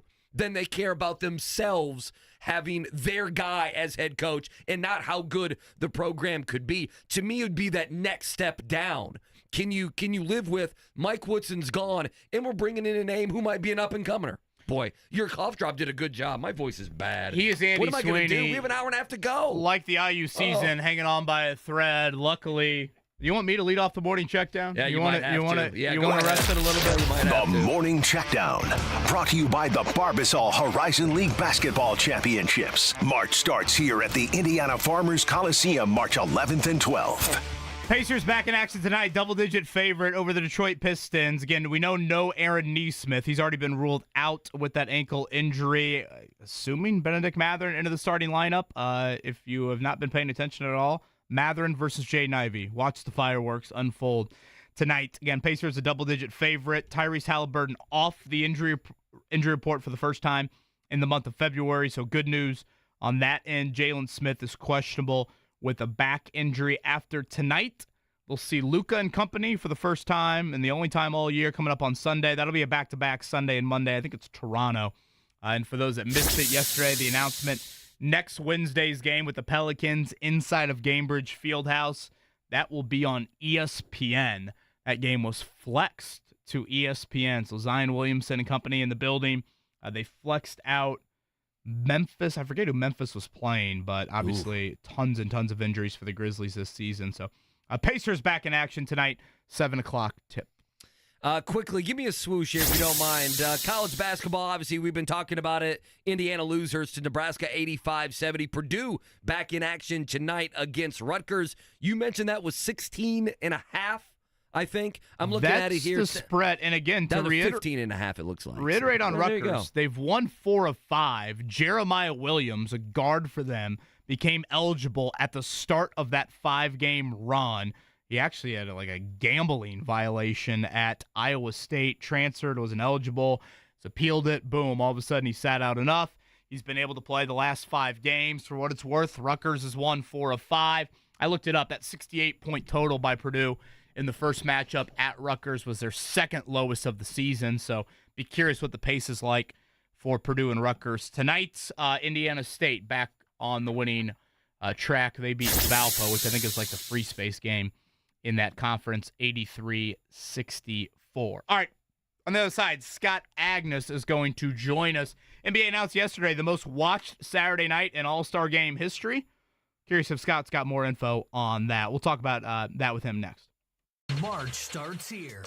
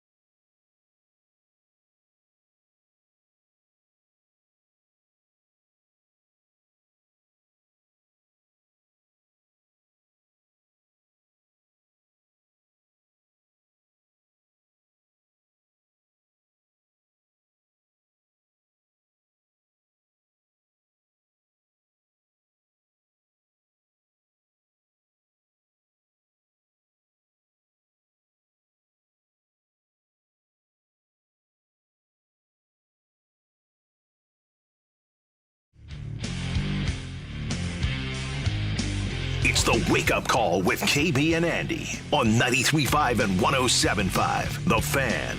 All right, so Scott Agness is supposed to join us, and we just looked at Mark Dykton, and he has a face of horror right now. We didn't even think of this with the AT&T and even a few Verizon customers are having the issue with the SOS on their phone. That might be Scott Agness, KB. What are we going to do? So I thought you said you could call from Wi-Fi. Can you not? I can text from Wi-Fi. I've not tried to call. But you can do everything. If you're on Wi-Fi, you can be on your phone and do just about everything. But I haven't tried to make a call. Do you want me to call you? I guess we can try it out live on the air. Dial it out. I mean, what are we going to do? We're not going to be able to get our guy. Scott Agness scheduled to join us here from Fieldhouse Files. Coming up at 9, we'll talk. Caitlin Clark's in the building tonight in Bloomington. That is the 14th-ranked Hoosiers against the 4th-ranked Iowa Hawkeyes. That is going to be quite the crowd tonight inside of Assembly Hall for Caitlin Clark and company there, as this is her first game. All right, I'm calling you right now. Since she set the record on that end. Oh, boy, I don't think I'm even going to be able to even call out. Yeah, I'm not able to call out at all. I didn't even think about that when we were talking about Scott Agness. Yeah, he might be trapped right now. Oh, my goodness. Mark Dykton working feverishly to get Scott on the phone here. Any Pacers second half storylines that you're to the biggest paying attention? 7 and 8 since the Siakam trade. I believe one thing, they're 26th in defense since that trade. So I think, same old question for me. But certainly second unit. I don't think we'll see it tonight with Nesmith being out. But eventually, what does the Mathurin, McDermott, I guess Obi Toppin sort of second unit with McConnell and company look like? Yeah, to me, it's what do they do with Nesmith's injury? How long is this injury, right? And he had about a week, 6 days, whatever it was. We know he misses today. That gives you another 2 or 3 days to get things right. So for me, it is, number one, what does Nesmith look like? Number 2 for me would be probably Benedict Mathurin. That would be it. It would be Benedict Mathurin of, is he going to be back and be solid? What kind of minutes are we talking about? What does his health look like? And if Nesmith is out 3 games, something like that, is that something where Benedict Mathurin starts in those games and plays more minutes in those games? I thought when they went away from Buddy, I thought, okay, this was the time that Mathurin could step up. And I don't want to say he didn't, but it didn't work out that way. He's getting another chance here after having such a good weekend this past weekend at the All-Star game. Yeah, again, Aaron Nesmith already ruled out for tonight. I mean, I got the impression from Carlisle on Tuesday that it wasn't serious with Nesmith. He mentioned he was limited in practice when they got back to work on Tuesday. So I don't think his absence will be too long, but I will continue to say what I've said to several of our guests now. To me, he's the second most indispensable player on your team. And I don't think there's much debate. And again, I don't say that as a shot at Siakam. I just think he does so much for you on both ends of the floor. So they'll have a roster or a lineup shakeup tonight with Nesmith out. Again, I think the assumption is Mathurin slides into that starting lineup. Jalen Smith is questionable with a back injury. The Pistons have obviously been the laughingstock of the NBA this season. They lost. It's still astonishing to look at the Pistons and think, wait a minute, they started the year 3-36. Mm-hmm. Yeah, 3-30. Excuse me, 6. Who did they beat? They beat Toronto, did they not? Before Toronto did all the trades with OG and Siakam. Sounds right. I want to say that's who they lost. Now they've won 4 of their last 11. Are they hot? Really? Well, I would say for them, they're very hot. Yeah, 4 of their last 11. Absolutely. Why is that? Is there a reason besides Jay Ivey playing well in February? Finally just no, there's no reason whatsoever. Who's on the roster? Didn't they trade Bogdanovich? Is Kyle Singler still on their roster? I'm joking, of course. And I think something Rick kind of hinted at us, maybe not as directly with us earlier on Tuesday, but again, this stretch upcoming, your first 7 games here, you're not going to play a single team in the top 5 of either conference, East or West. You'll play the worst team in the East in Detroit tonight. You'll play the worst team in the West, San Antonio, coming up in a bit. This is the opportunity to try and take advantage of some of that because you still have a West Coast trip. You still play Oklahoma City twice. You play Minnesota again I think there's a game in there, if I'm not mistaken, against Orlando's kind of had your number.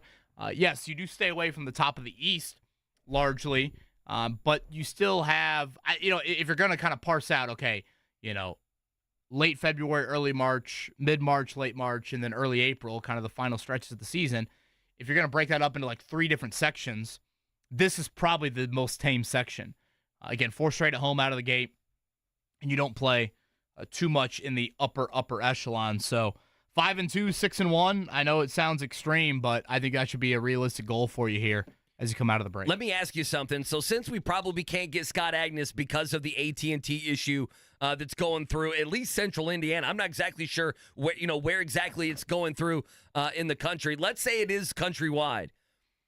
Do you think Adam Schefter has AT&T?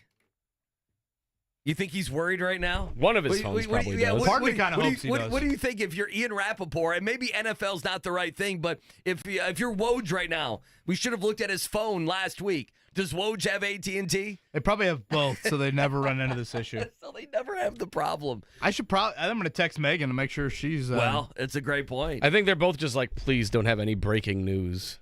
Bill Belichick is gonna join the Chiefs as Andy Reid retires or something. Is going to be the special assistant to the head coach in Kansas City or whatever it is. What was Justin Fields' reason for unfollowing the Bears? He said he wanted football off of his feed, so he stopped following all football. He unfollowed the NFL as well and just said he wanted no football on his timeline, which I can't blame him. Did you hear what he said here? He goes, just because you don't follow the girl on IG don't mean you're not messing with them. That is something that Justin Fields... I mean, I like that answer a lot, quite honestly. Is he going to be a Falcon? I think he'll go... Yeah, that's probably where I think he'll go. You know what's Falcons and Steelers are the 2 popular choices. I know Mark has his feelings, and he has seen Fields on a much closer basis than I have. You know what's crazy about Justin Fields? I don't have a firm opinion on what the hell to do with him. And I think that's why the Bears are going to move on. Because if they didn't have the Panthers pick at number 1, they wouldn't have to worry about the quarterback thing. But they're in a rare situation where they have the number 1 overall pick and you have this supposed generational talent in Caleb Williams. And it's kind of like if you're entering year 4 with Justin Fields and you're still not sure if he's the guy, don't you kind of have your answer then? It's just crazy that, I think Justin Fields is a good player. But I don't know if he's much more than that. I also look at it and say, what? I mean, he's been on the Bears. The Bears have been a rotation of they've been garbage. Of garbage, yeah. So it's like, and even the first, 3 years? He only had DJ Moore last year. He's had injury issues as well. I don't know what to do with Justin Fields. I was going to ask you this. If the Colts didn't have Anthony Richardson, how much would the Justin Fields and or Kirk Cousins be a conversation here in Indy, do you think? No, yeah. I mean, would you think Kirk Cousins would be a higher conversation? Are they drafting 15th overall, or are they drafting... Let's say they're drafting 15th overall. Yeah, Let's say certainly. Everything is the same. Gardner Minshew did what he did last year. You're drafting 15th overall. And much Anthony of a Richardson doesn't conversation? exist? Let's say Anthony Richardson doesn't exist. Yeah, I mean, sadly, as pathetic of a conversation as that would be, yeah. I mean, we've had that conversation with, Trey Lance and Sam Darnold and Matt Ryan and Deshaun Watson. Phillip Rivers, all of them, all right? the QBs that have been out there potentially on the open market. You've had Matthew Stafford was a conversation. Salivating for him. I mean, all of that. Those conversations have all been there. So, yeah, I mean, gosh, not only it's just such a breath of fresh air. And, again, it allows you just to do some stuff differently. Like, is it Atlanta sitting there at 8? Do they have the 8th pick? Let me look. I believe they do. That sounds right. Because that – I think is like a quarterback-needy team that's not in the top 2 or 3. Yeah, they have the 8th. They have 8. Mm-hmm. And that's where a lot of people have some questions draft-wise. What? Is that too early for JJ McCarthy?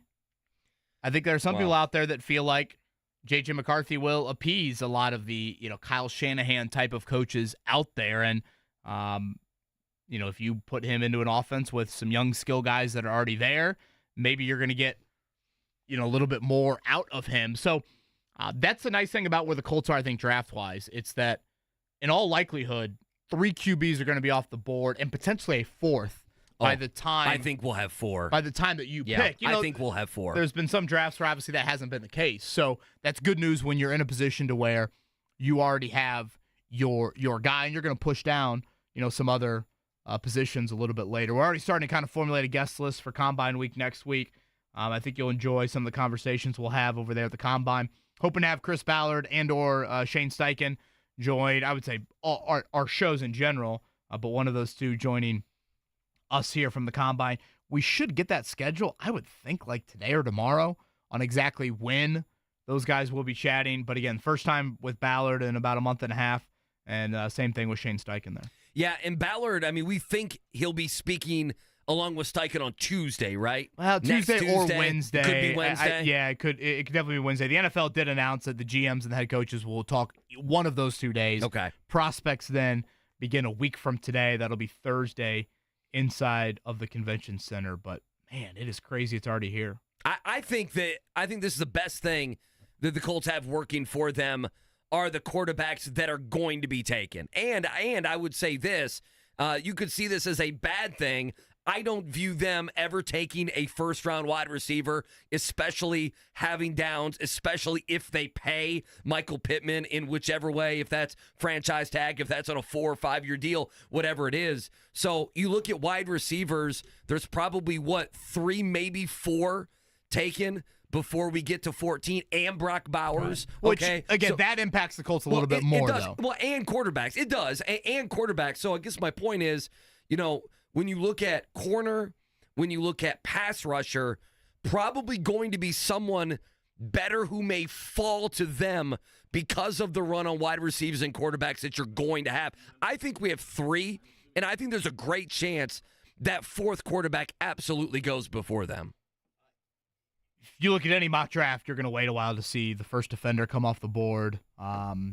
Some I think have said, maybe even get out of the top 10 before you see that. So that'll be something to keep an eye on. Again, we'll be down at the Combine probably for 3 days next week, starting Wednesday, and then throughout the rest of the week. All right, we'll continue to effort. Scott Agness, for those that are just waking up here on this Thursday morning, there has been an AT&T outage. It sounds like across the country, really.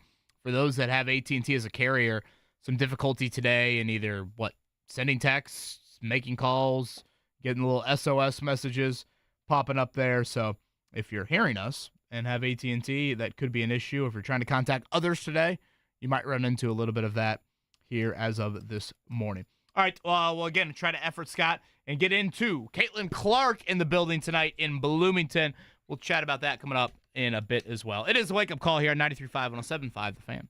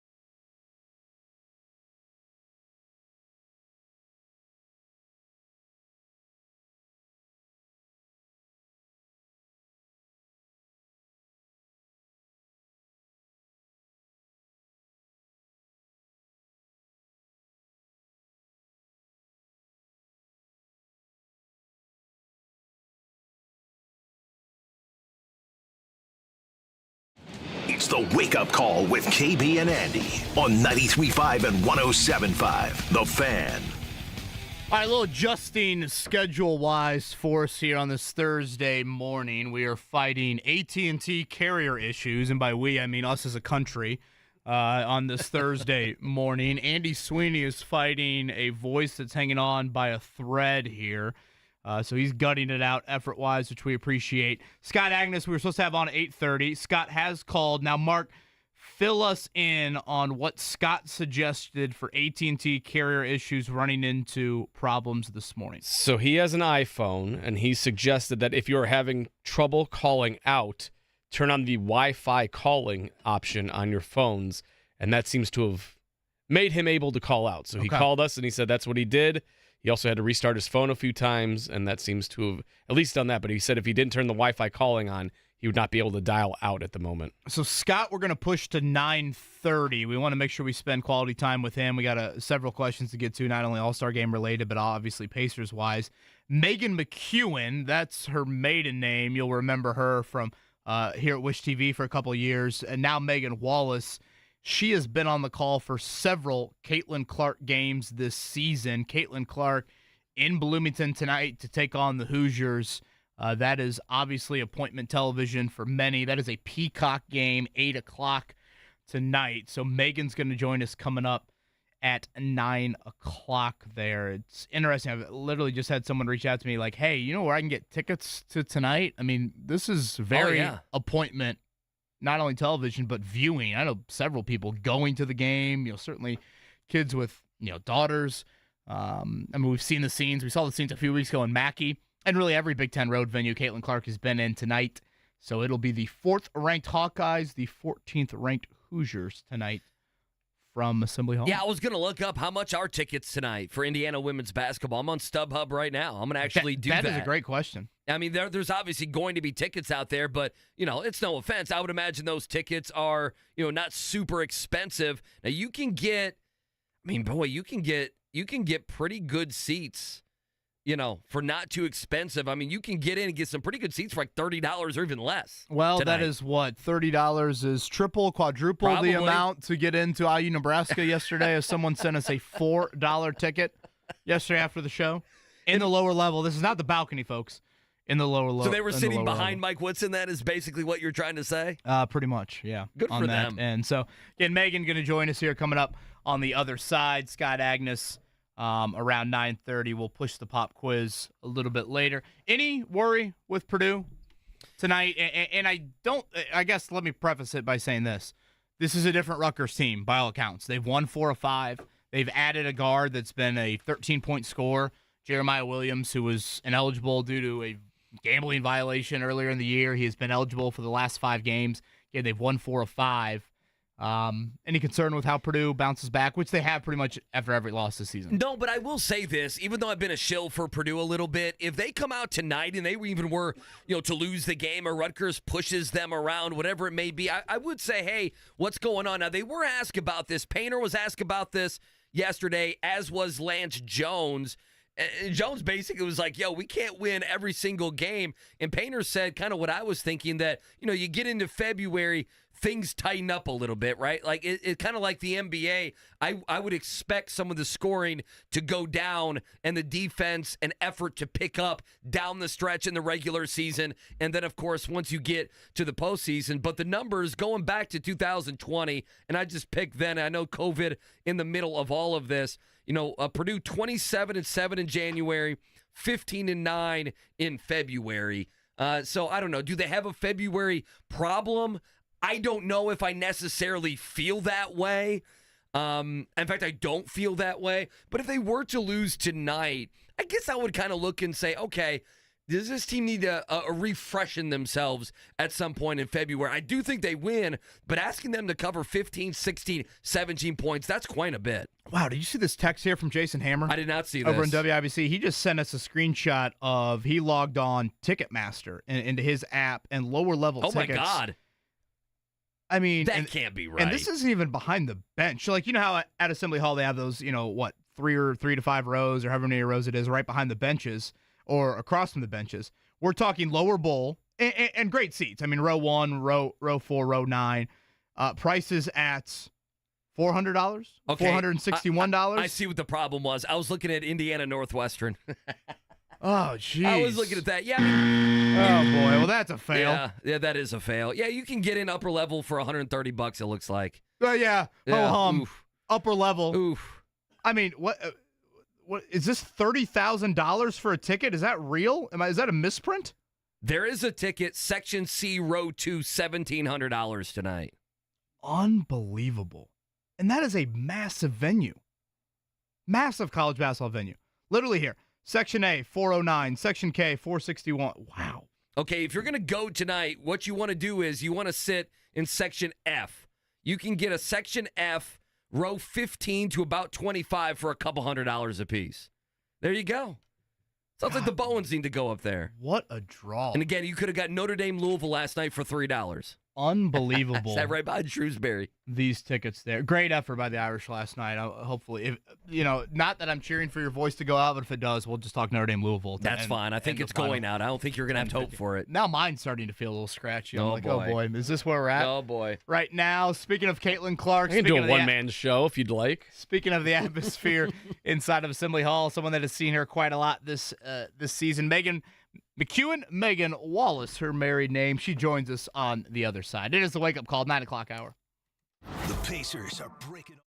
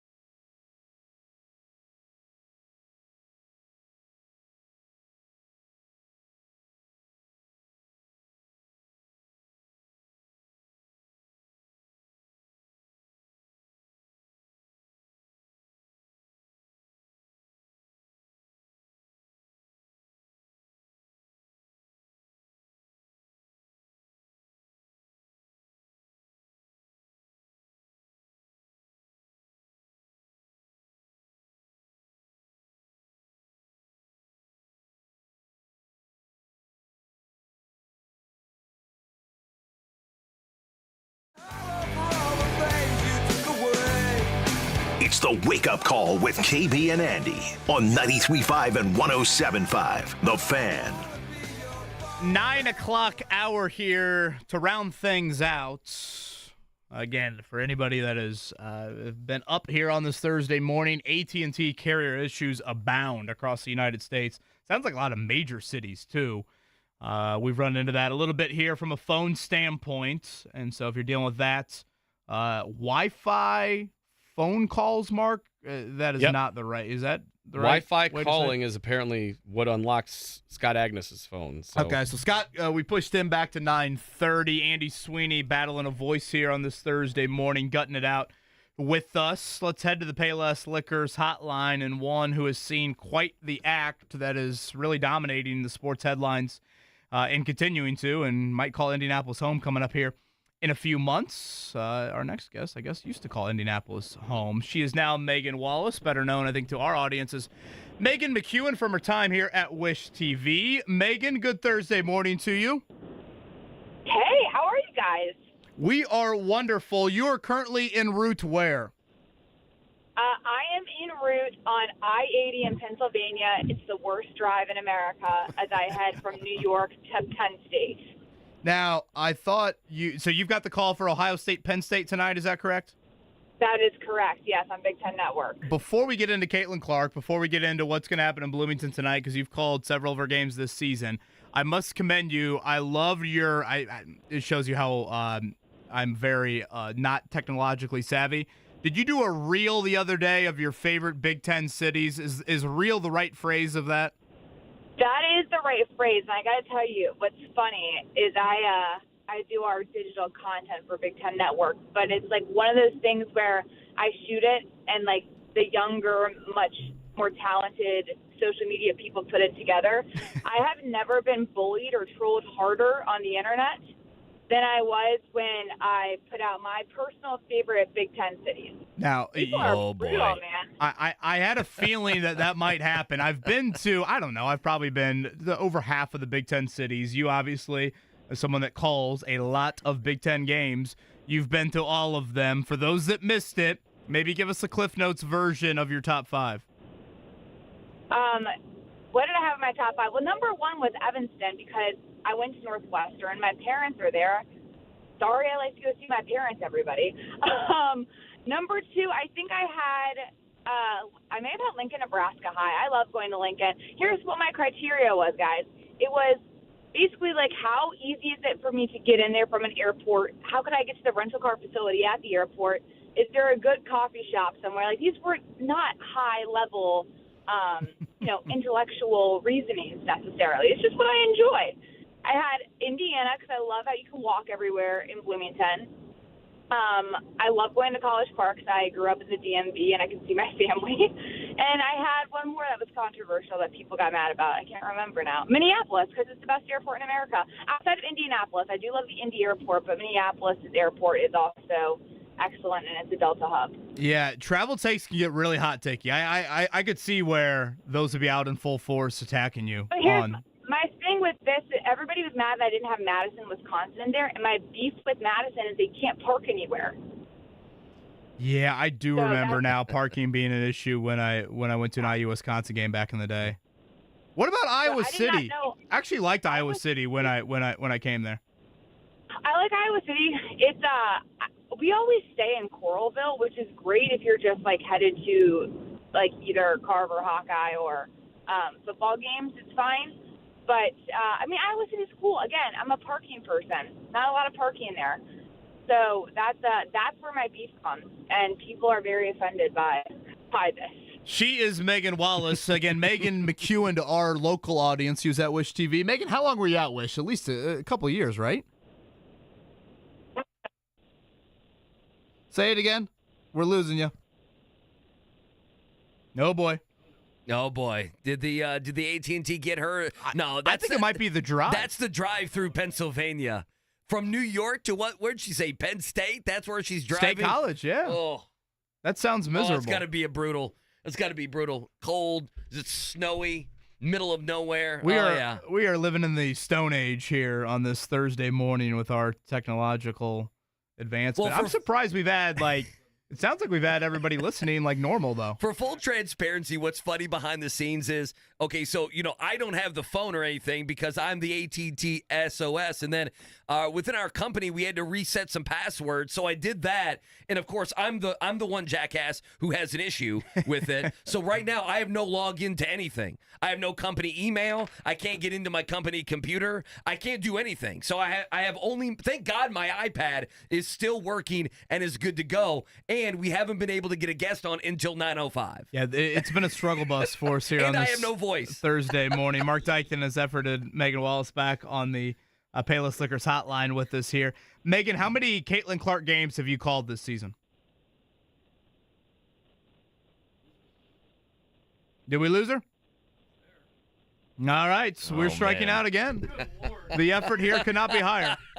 Are we IU in the first half last night? We're 50. What was it? 51-31 at halftime. Well, I was going to ask her, what's the most underrated part of Caitlin Clark's game? Like the part of her game that we don't talk about. We know she can pull up from 30 feet from the logo and knock down a shot. She's got a great handle, but what do we not talk about with her game? I think honestly it's a bit similar to Steph Curry in that like the handles and the movement off the ball and that aspect to it. Third time's a charm, Mark Dykton. Oh, here we go. Megan, can you hear us? I thought that you guys just got mad at me again for saying I didn't like Madison, Wisconsin. Well, we had the West Lafayette crew chime in, and that you didn't have them very high on the list, and they all of a sudden decided to cut the cords here. How many Caitlin Clark games have you called this season, Megan? Oh my goodness, 6. How would you? And I guess how many home versus away? I mean, have you done away games with her? I assume you have. Yes, I've done a mix of them. Okay. And it's absolutely insane to me how many people, one, know the name Caitlin Clark, and two, have this vested interest in what she's doing right now in college basketball. It's awesome to see. As someone who's grown up around women's basketball my whole entire life, like, this has been amazing. But it's truly wild, the fandom and the hoopla surrounding Caitlin Clark. The only thing I can equate it to, because I went to the Eras Tour a couple of times this last year, it's like people's love and obsession with Taylor Swift. It's absolutely bonkers. Like, you have young people and older people in these basketball stadiums crying when they see Caitlin Clark's presence. It's insane. I've never seen anything like this before in college basketball. Yeah, we were rattling off some of the ticket prices for tonight, and obviously IU's got a great program. They're the best shooting team in the nation. Their fan base has certainly risen in recent years, but it is wild to hear some of these ticket prices. I mean, hell, if you just compare them to last night with the men's program. Again, McKeown-Wallace with us here on the Payless Liquors hotline. You hear her on a lot of the Big Ten women's games here. How would you describe Caitlin Clark, like, personality-wise with her? I feel like that's a popular question with, like, Steph Curry. It's like, okay, such a great shooter, and you see the warm-ups, and you see all the crazy fans. What is she like in maybe a quieter, walk-through type of setting when you've gotten the chance to talk with her? Look, Caitlin Clark is such a good kid. I say kid, she's 22 years old, and that's absolutely wild that she's handled all of this the way she has over the course of her career. But, like, I tell this story all the time. I called her first game ever on national television when she was a freshman, and this was back in 2020, so we're in the midst of COVID. We weren't even sure if there was going to be a season, and we have a Zoom call with her, Lisa Byington and I was blown away by her maturity and poise on this Zoom call. My sister is the same exact age as Caitlin Clark, and I was like, how are you guys the same age exactly? She's really personable, very down to earth, and just kind of like, she's goofy, has a big personality, and has really, I think, handled all of this so well, the way that you would want someone to handle the spotlight that's been on her. And ultimately, like, her teammates love her. And she's the type of player that, like, everybody, like, she does all the hype stuff. She hypes up the crowd. She's a trash talker, all those things, which, like, I personally love, and I think that's great. And you see it on the men's side all the time. But she is truly, like, the full package when it comes to somebody with the personality as well that can handle this type of spotlight. McKeown-Wallace with us here on the Payless Liquors hotline. Listen, we see, if you watch her, and even if you watch highlights, Megan, you know this, you see the deep threes. She can pull it from the logo and knock it down. Her handle's great. We know that as well. What's the most underrated part of her game that we don't talk about? Her vision is unbelievable.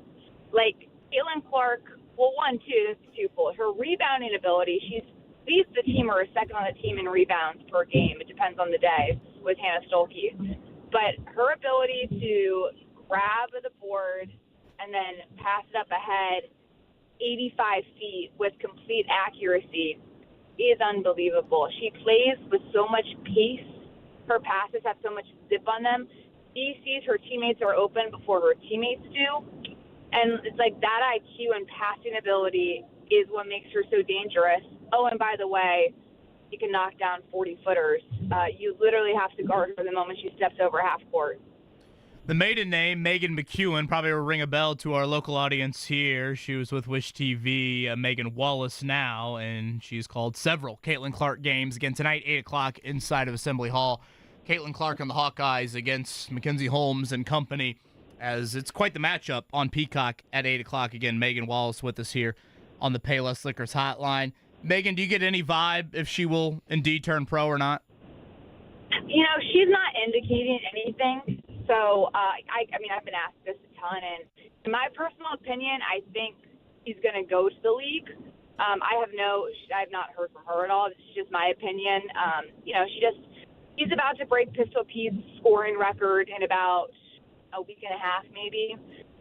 She has already gone to a Final Four national championship game. For this year, the main group that she has played with over the course of her career, Kate Martin and Gabby Marshall, are going to be graduating. To me, she's accomplished everything she could possibly accomplish at this point in time, and it makes sense for her to go to the WNBA.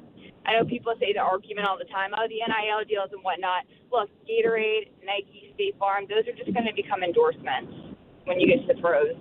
So to me, it makes perfect sense for her to enter her name in the race for the draft. But, we'll see. Crazier things have happened, and Iowa is the place to be right now in college basketball. And she has certainly taken the state by storm and the country by storm, and she's selling out literally everywhere she goes.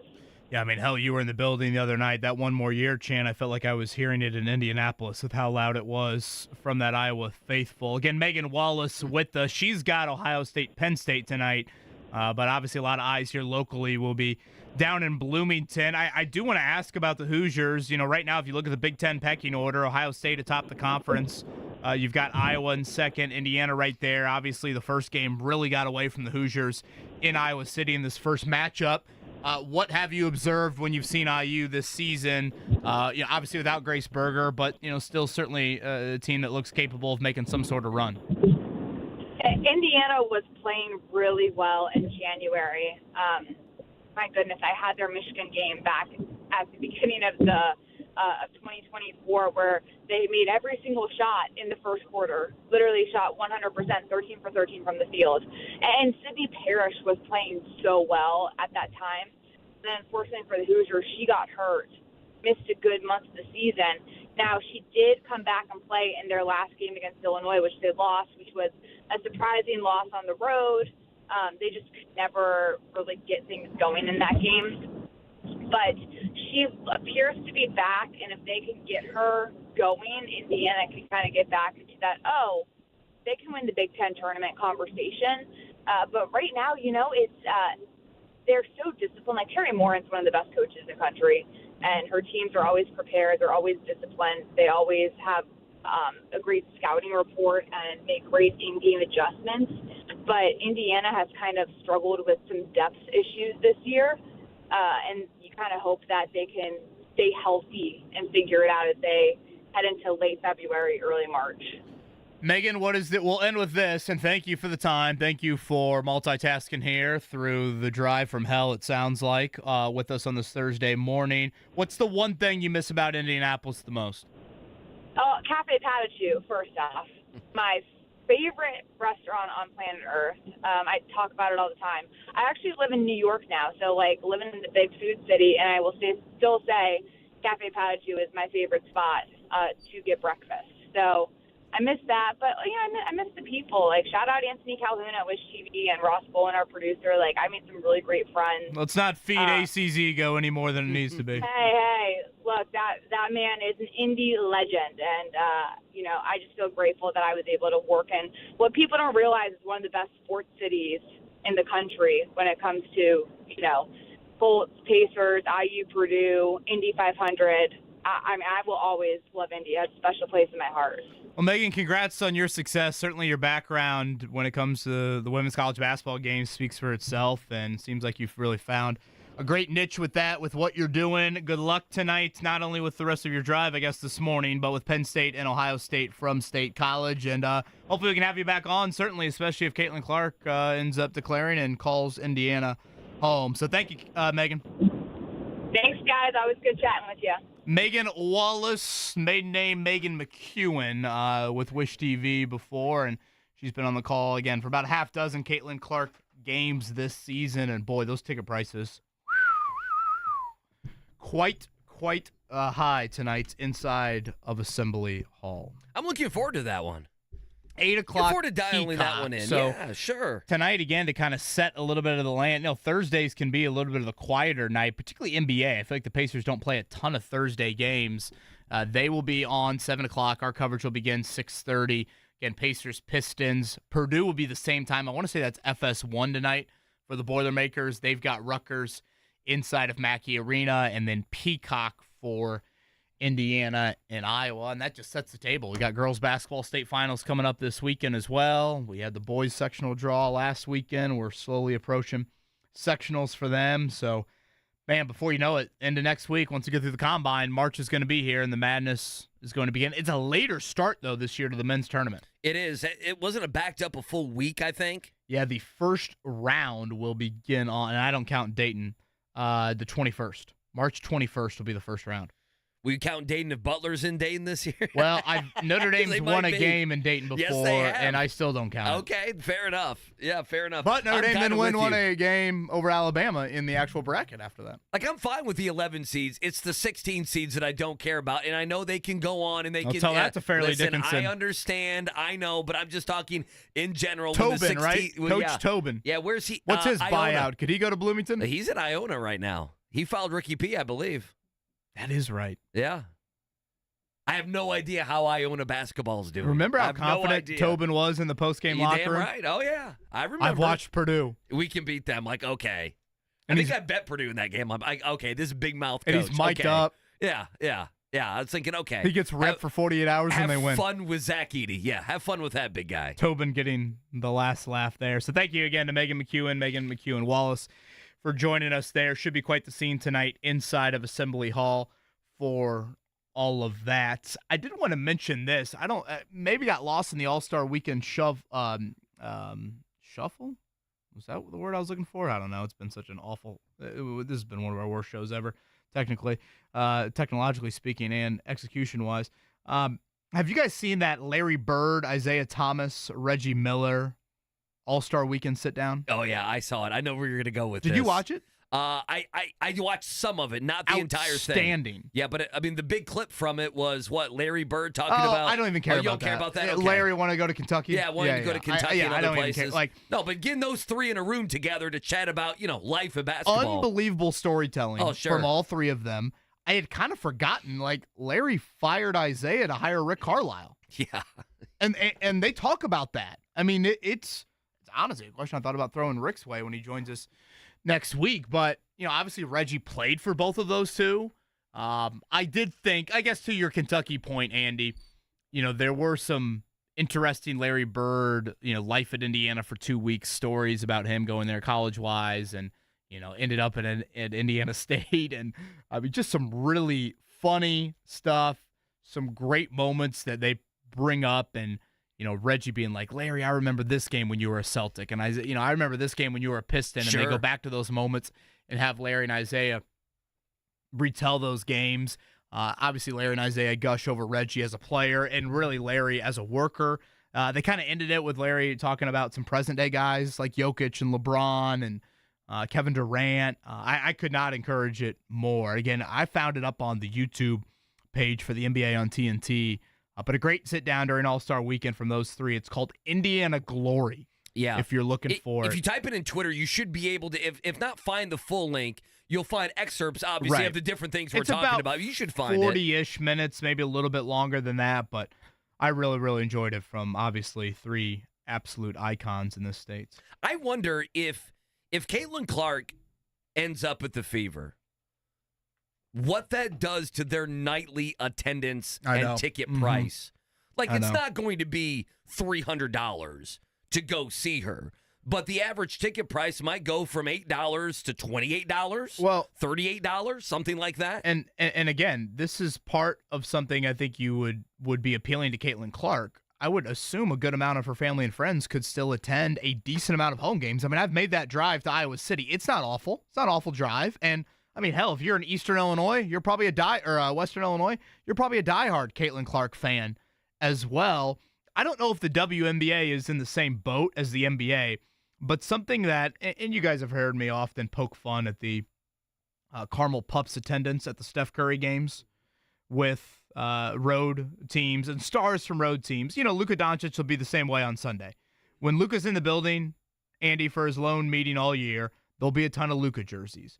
And a big reason why that is often the case here is pull out a map of the NBA cities. Nobody's in Cincinnati. Right. Nobody's in Louisville. Right. Nobody's in St. Louis.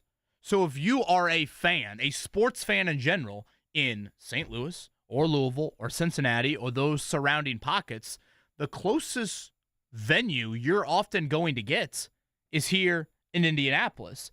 I assume, I don't know, off the top of my head, I can't think of any WNBA cities in those markets either. So if you are a part of the Caitlin Clark craze, and again, I know people going to the game tonight with their kids, like with their, young girls. If Rosie was a little bit older, that would certainly be something that I would probably be doing tonight. So that alone, you're going to get that aspect. They might not be the diehard Fever fans per se, but indirectly, they're going to be Caitlin Clark fans, and they're going to make that drive into the building. So I thought Megan brought up an interesting point about Caitlin Clark and if she has, any sort of inkling one way or the other, if she'll return to Iowa City or come to the WNBA. She brought up the national brands now turning into endorsements. I think everybody agrees with that. I'm like, wait, you're telling me that Caitlin Clark being on Saturday night against Steph Curry next year in a three-point shootout isn't going to be great for all of her NILs and brand, NILs that turn into endorsements? She is from Iowa. There obviously is a bit of hometown feel to it all. But Megan pointed out several of the core players she's played with throughout her career at Iowa, they are graduating. Right. Sure. I mean, she's been there a long time. That to me is another kind of element of, okay, it's a new age of teammates around me. You just want to move on with your life. Right. And there's nothing wrong with that. You just want to move on with your life. Now, she was a heralded recruit, right? This is not like I don't know, but she would have to be, right? I don't follow women's basketball recruiting the way I used to. I was looking up her profile the other day. Yeah, she was fourth in the nation when she came out in the class of 2020 from West Des Moines. Do you know, I'm not saying give me a number, but for people that that are going tonight, do you know if they're paying those massive prices to get in, or do they get in on tickets early? I would have to reach back out. Because, you could spend $500 and sit in the upper level if you took your daughter to the game tonight. Sure. I mean, you easily could do that. Sure. You could spend $250 a ticket. Gosh, I'm here on the ESPN recruiting page for Caitlin Clark, and the evaluations are just kind of funny. Oh, God, what are they? Consummate playmaker, executes in half-court game with precision, unselfish decision maker, passes with purpose, offensive firepower. I mean, they were right. I thought you were gonna but read them and they were gonna be wrong. She'll shoot from the half court and she'll make it. Well, they didn't know that then. So tonight, again, 8 o'clock inside of Assembly Hall. It'll be the 4th-ranked Hawkeyes against the 14th-ranked Hoosiers. That first matchup turned really ugly for Indiana in Iowa City. That was that national game on Fox again tonight. Be Peacock at 8 o'clock. All right, we moved Scott Agness here to about, 5 minutes from now, Mark? We'll push the pop quiz a little bit later in the show. Again, some phone issues run into with that AT&T carrier. Hopefully have that corrected. It sounds like some people said that they've now gotten back to normal functions with their AT&T phones, so good news on that end. before all of that, let's do a morning checkdown. The Morning Checkdown, brought to you by the Barbasol Horizon League Basketball Championships. March starts here at the Indiana Farmers Coliseum, March 11th and 12th. All right, let's start from the pathetic performance last night in Bloomington. 85-70, Nebraska beats Indiana for their first road win of the season in the Big Ten Conference. Nebraska had been 0-7 on the road, had lost games by an average of 12 points. They came out and they put 51 on the Hoosiers in the first half. It was a hell of an 8-minute run for Indiana to start the second half, but then it got back to reality. Again, it is 3 straight losses to unranked Big Ten teams. I don't even know where to begin to look all of that up. I can't imagine that's happened more than a couple times in school history. It's another 15-plus point loss for Mike Woodson's bunch. Which clip should we dial up from Coach Woodson here? Oh God, which one do you want to go to? What do you want to hear him talk about losing at home, or do you want give me clip 4 here? Woodson on the guys being down. I thought this was an interesting one. Well, they're down a little bit. I mean, you expect to be down, and the only way you come out of a rut, come out of a situation that we're in, you got to work your way through it. And nobody's gonna feel sorry for Indiana basketball. They're not. And my locker room is down, and as a coach, I gotta keep pumping them up and see if I can get them to overcome being down and get us back into winning ways. This from one of my friends here, John. He goes, "Our IU college buddies group chat has solely turned into Coach Signetti memes." That's our guy. I mean, there's only one meme. It's a cigarette burning.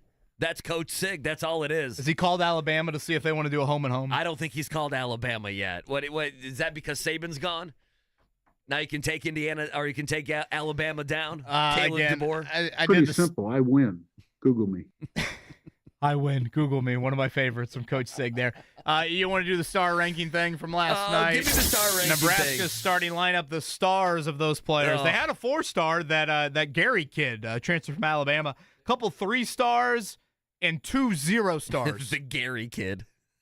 He was good for him last night. Oh, I know. I'm just the Gary and kid. Tominaga was that. outstanding per usual. So, again, IU, Penn State on the road for the Hoosiers coming up on Saturday. Purdue back in action tonight, obviously hosting Rutgers. You can get that one 7 o'clock on Fox Sports 1. Matt Painter met with the media yesterday previewing Rutgers, a different team the last couple weeks. They're one of the best teams, best defensive teams in the country, if not the best defensive team in the country. So they obviously have an elite shot blocker. They have really good guards. They have interchangeable players really across the board, 1 through 4. They have a lot of versatility where they can switch and get after you. 16.5-point favorite Purdue as they look to bounce back from their first loss in 9 games. We've mentioned this throughout the show. This is a different Rutgers team than even the Purdue squad that they saw a few weeks back. Jeremiah Williams, a guard, became eligible for them about 5 games ago. Rutgers has won 4 of 5. Williams has averaged double figures, handful of rebounds as well. So just something to note because I know Rutgers was really having a very down year, especially at the start of the Big Ten, but they've been better here as of late. Indiana State did bounce back and get a win last night. And again, the Pacers back in action. We'll focus a lot on that with Scott Agness coming up on the other side. No Aaron Nesmith. The Pacers a double-digit favorite. Some good news from a national TV standpoint for the Pacers. We'll chat with Scott about that on the other side. It is the wake-up call here on 93.5, 107.5, The Fan. The free AutoZone Fix.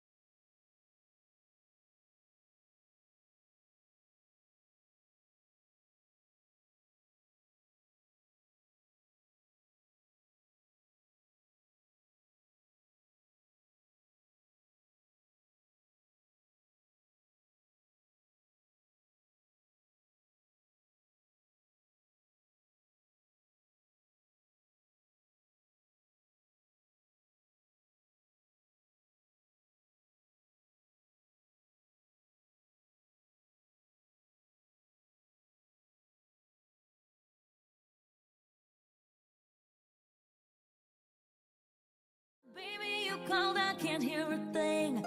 I have got no service in the club, you say. It's the Wake Up Call with KB and Andy on 93.5 and 107.5. The Fan. Phone issues at different times this morning due to a little AT&T carrier issue, but Scott Agness has rejoined us here. Before we get to Scott, I don't know, Scott's probably a good person to chime in on this. Got a message here from a fan that is heading to the game tonight. Just bought 3 tickets to see Caitlin Clark in Bloomington in Section F. That is lower bowl. $208 for 3 tickets. Oh, 3 for 208? 3 for 208. Okay, that's not terrible. I mean, it's a lot of money, but that's better than 208 a piece. Scott, are you an IU season ticket holder? Is that correct? In the family, yes. Did you have access? So men's basketball tickets. Did you have access to try and buy IU Iowa women's tickets? They already have season tickets, so got it. Because if you didn't know, those helped your point system for men's basketball, just like football does. Gotcha. Interesting. Yeah, I mean, selfishly, I was kind of hoping that would fall on a night where you didn't have, Pacers in action, Purdue back in action, all of that. Again, Scott Agness from Fieldhouse Files. Scott, let's begin with All-Star Weekend. The favorite thing you saw, and what issues did you hear from fans All-Star Game weekend-wise?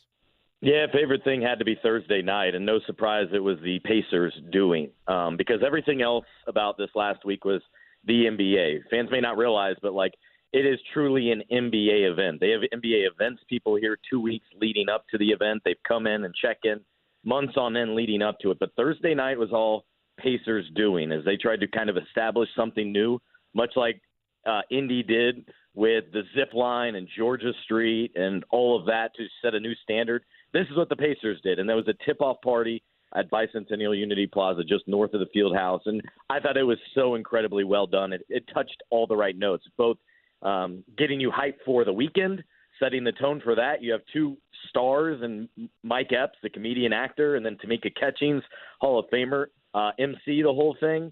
My favorite part personally was when they brought out any player that was in attendance that had been there, and there were about 24 roughly. And I mean, it was just an incredible sight, and the memories that came racing back to you, I think, when this all went on. And then to top it off, they hinted at a major, performance musically, and it was T-Pain. And I thought he was fantastic for 10 to 15 minutes. And then to top it all off, which surprised me, I still have no idea how Doug Whitecamp and all them over there did this, but they threw up fireworks right there right by the field house, and I thought it was spectacular. So to me, it was Thursday night and all the Pacers doing. That was my favorite. And then on the flip side of that, any issues you heard from fans? We had Chris Wall on from Visit Indy yesterday. Guys, refresh my memory. Chris mentioned some of the long lines at Ubers at the convention center, and then just some ride-sharing stuff. So getting into the crossover event, some longer lines, and then ride-sharing. Having specific kind of zones for that would be an area for improvement. Anything else that you heard from fans? For sure, yeah. There was definitely some negatives, starting with kind of the weather, how it disrupted everything. They planned for some bad weather. I don't think anybody expected anything like we got, I think that was Friday, where the steps at Lucas Oil Stadium, I was walking down slowly and gripping onto the guardrail or whatever, a handle rail. It was that slick. So that was a concern. The long lines at the convention center, certainly on Saturday and Sunday. The convention space was twice the size of what they did last year in Salt Lake City. And inside, it was packed. It was busy. So I felt like that was more of an organizational issue and getting individuals in and out because there was only one entrance. I think that's something they should consider doing differently. It seemed like you had to enter, exit, and a special VIP entrance were all in the same spot, also where you bought tickets. So it was just congested. A negative side, too, was also when you're trying to walk maybe from the convention center south to Lucas Oil Stadium, there's that underground tunnel. Well, that was closed off for NBA personnel only. And so that forced everyone, media included, to go outside. I think that's something that could have been improved upon. So there were a lot of great things, but I think all those things I touched on, plus the traffic grid within 2 or 3 blocks, maybe that's unavoidable, just the sheer numbers that were downtown. You're talking 100 to 125,000 additional people. But otherwise, I would say it was a rather successful weekend for everyone involved. Again, he is Scott Agness. You see his work over on Fieldhouse Files. He's with us here on the Payless Liquors hotline. Scott, we saw the NBA announce that Sunday, the All-Star game itself, up 14%. That's the lead item. If you read the fine print, it's the second least watched All-Star game in history. Then I saw yesterday that Saturday night over at Lucas Oil, the dunk contest, 3-point, Steph versus Sabrina, et cetera, that was the most watched Saturday night ever. Did you see? I didn't find many other details besides that. I just saw the headline. Is that, I guess, right? I feel like so. Let me see if I can pull that email up here that I got from all that. But here's my generic thing when it comes to all these ratings. They keep changing the way in which they've captured, and I don't think anybody truly has a good grasp of what these ratings mean. Right? The big thing in the last couple of years, KB, has been the out of home rating was also included in all that, which basically means you're going to get an automatic spike on all the numbers over the last couple of years. So it's very hard for me, even as a casual viewer who tries to study some of this, to make sense of what it actually means. Was it really up? The other thing to keep in mind, too, is just so many of the bundles, right, for the weekend. So you had, I think, for Saturday night that you referenced, I think TBS was also broadcasting it along with TNT. And then you can also stream it on HBO Max. It maybe was available on Bleacher Report. So it's also available on so many different platforms that help shape that number. So it's hard to really get a strong read on where that's out. They put it out at 11.6 million unique viewers, which I would say that seems good, considering I thought it'd be more like 4, 5, 6 million. It mentioned the game average 5.5 million viewers up last year. So I'm kind of indifferent on this, I guess, is what I'm getting at here, KB, just because I feel like I've never trusted ratings. This goes back a couple decades. Like, I've never been, carrying around one of those old school reporter things that keeps track of what I'm viewing. I'm very skeptical about them, but if they say they're up, I take it with a grain of salt here. Talking some Pacers All-Star Weekend and everything else. Scott Agness with us here, Fieldhouse Files. He joins us on the Payless Liquors hotline. We already know for tonight Aaron Nesmith is going to be out. Who do you think starts? And rotation-wise, how do you think him being out changes things up tonight and maybe a few games down the road here?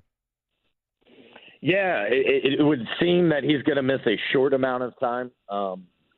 The biggest update we got, which I included in my story, was from Rick Carlisle's segment right here on your guys' show. So I thought that's where we got kind of the most thorough update.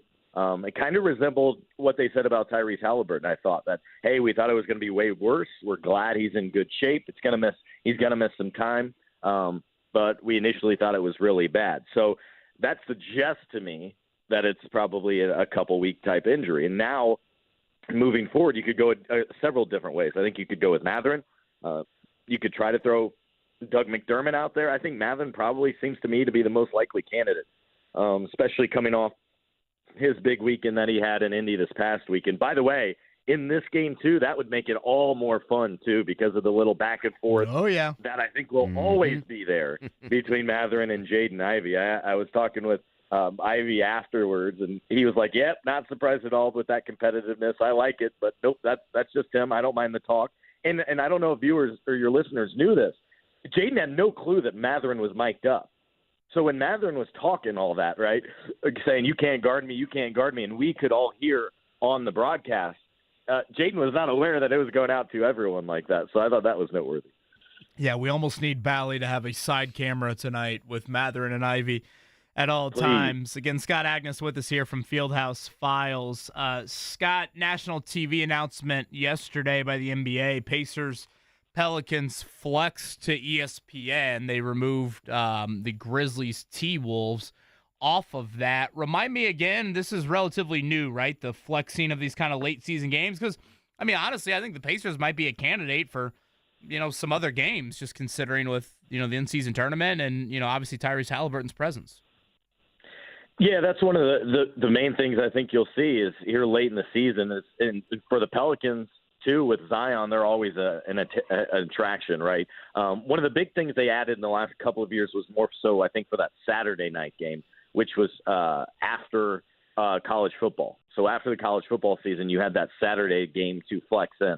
I believe they've been flexing these kind of late season dates for at least several years. But it makes all too much sense because it's hard to prognosticate, back in August, what are the Lakers going to look like? What are the Knicks going to look like? It's your automatic teams. And then on top of that, you'll have a couple surprises. Maybe Miami has a good year, maybe they don't. And so this is a perfect situation considering how Memphis has had an awful year and so many injuries that says, yeah, we're good. Let's rather show two more impressive teams. And so that was updated a couple days ago, which is a great addition because this becomes the Pacers' second nationally televised game if you don't include the in-season tournament. Again, before the season, the Pacers for the third straight year were given just one national TV game. So this becomes number 2, and it becomes their first at home this season.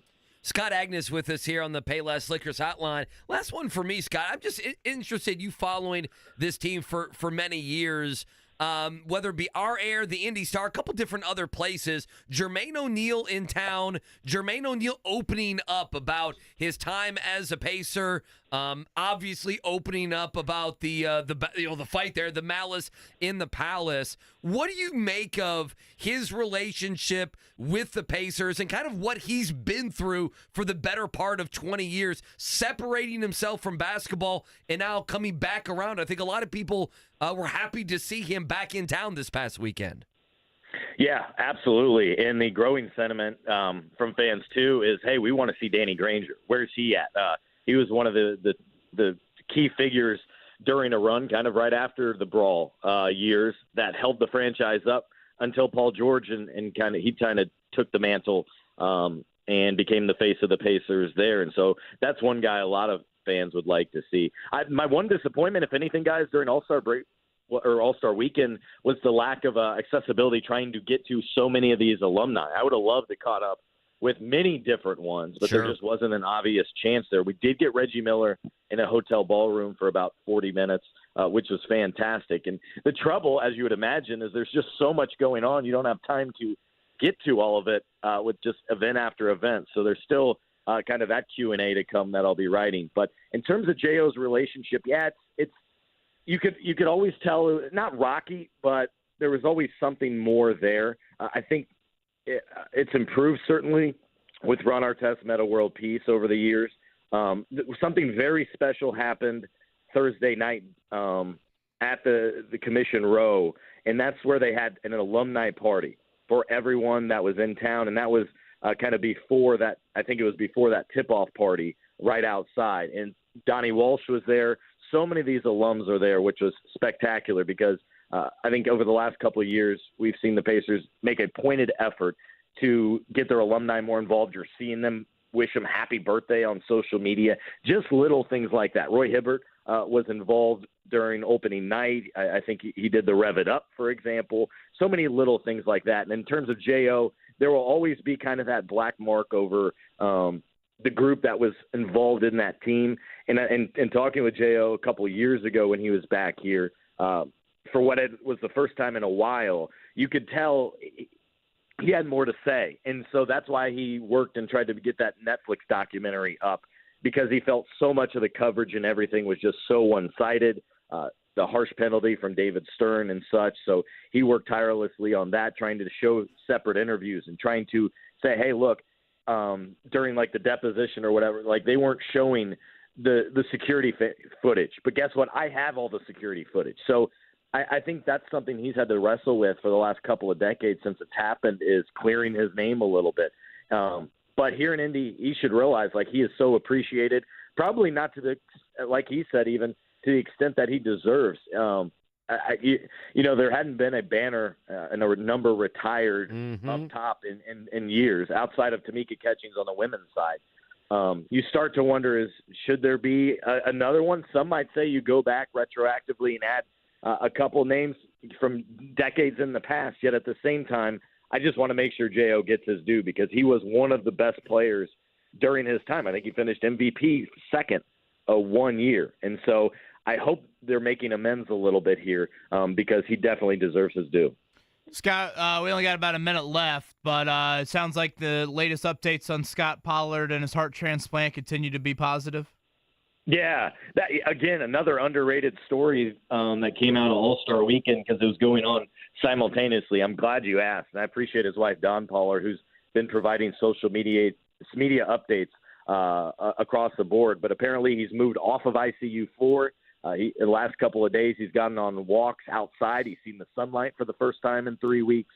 I don't think people understand how bad a shape he was. Like, he couldn't walk, I think, like 20 or 50 feet without stopping to get a breath. So fortunately, he was finally able to get that heart transplant and seems to be doing well, according to his wife. So that's fantastic. Yeah, great to hear that, because certainly a scary, scary situation for him. Scott, great stuff all weekend long, man. I know it was super busy for you.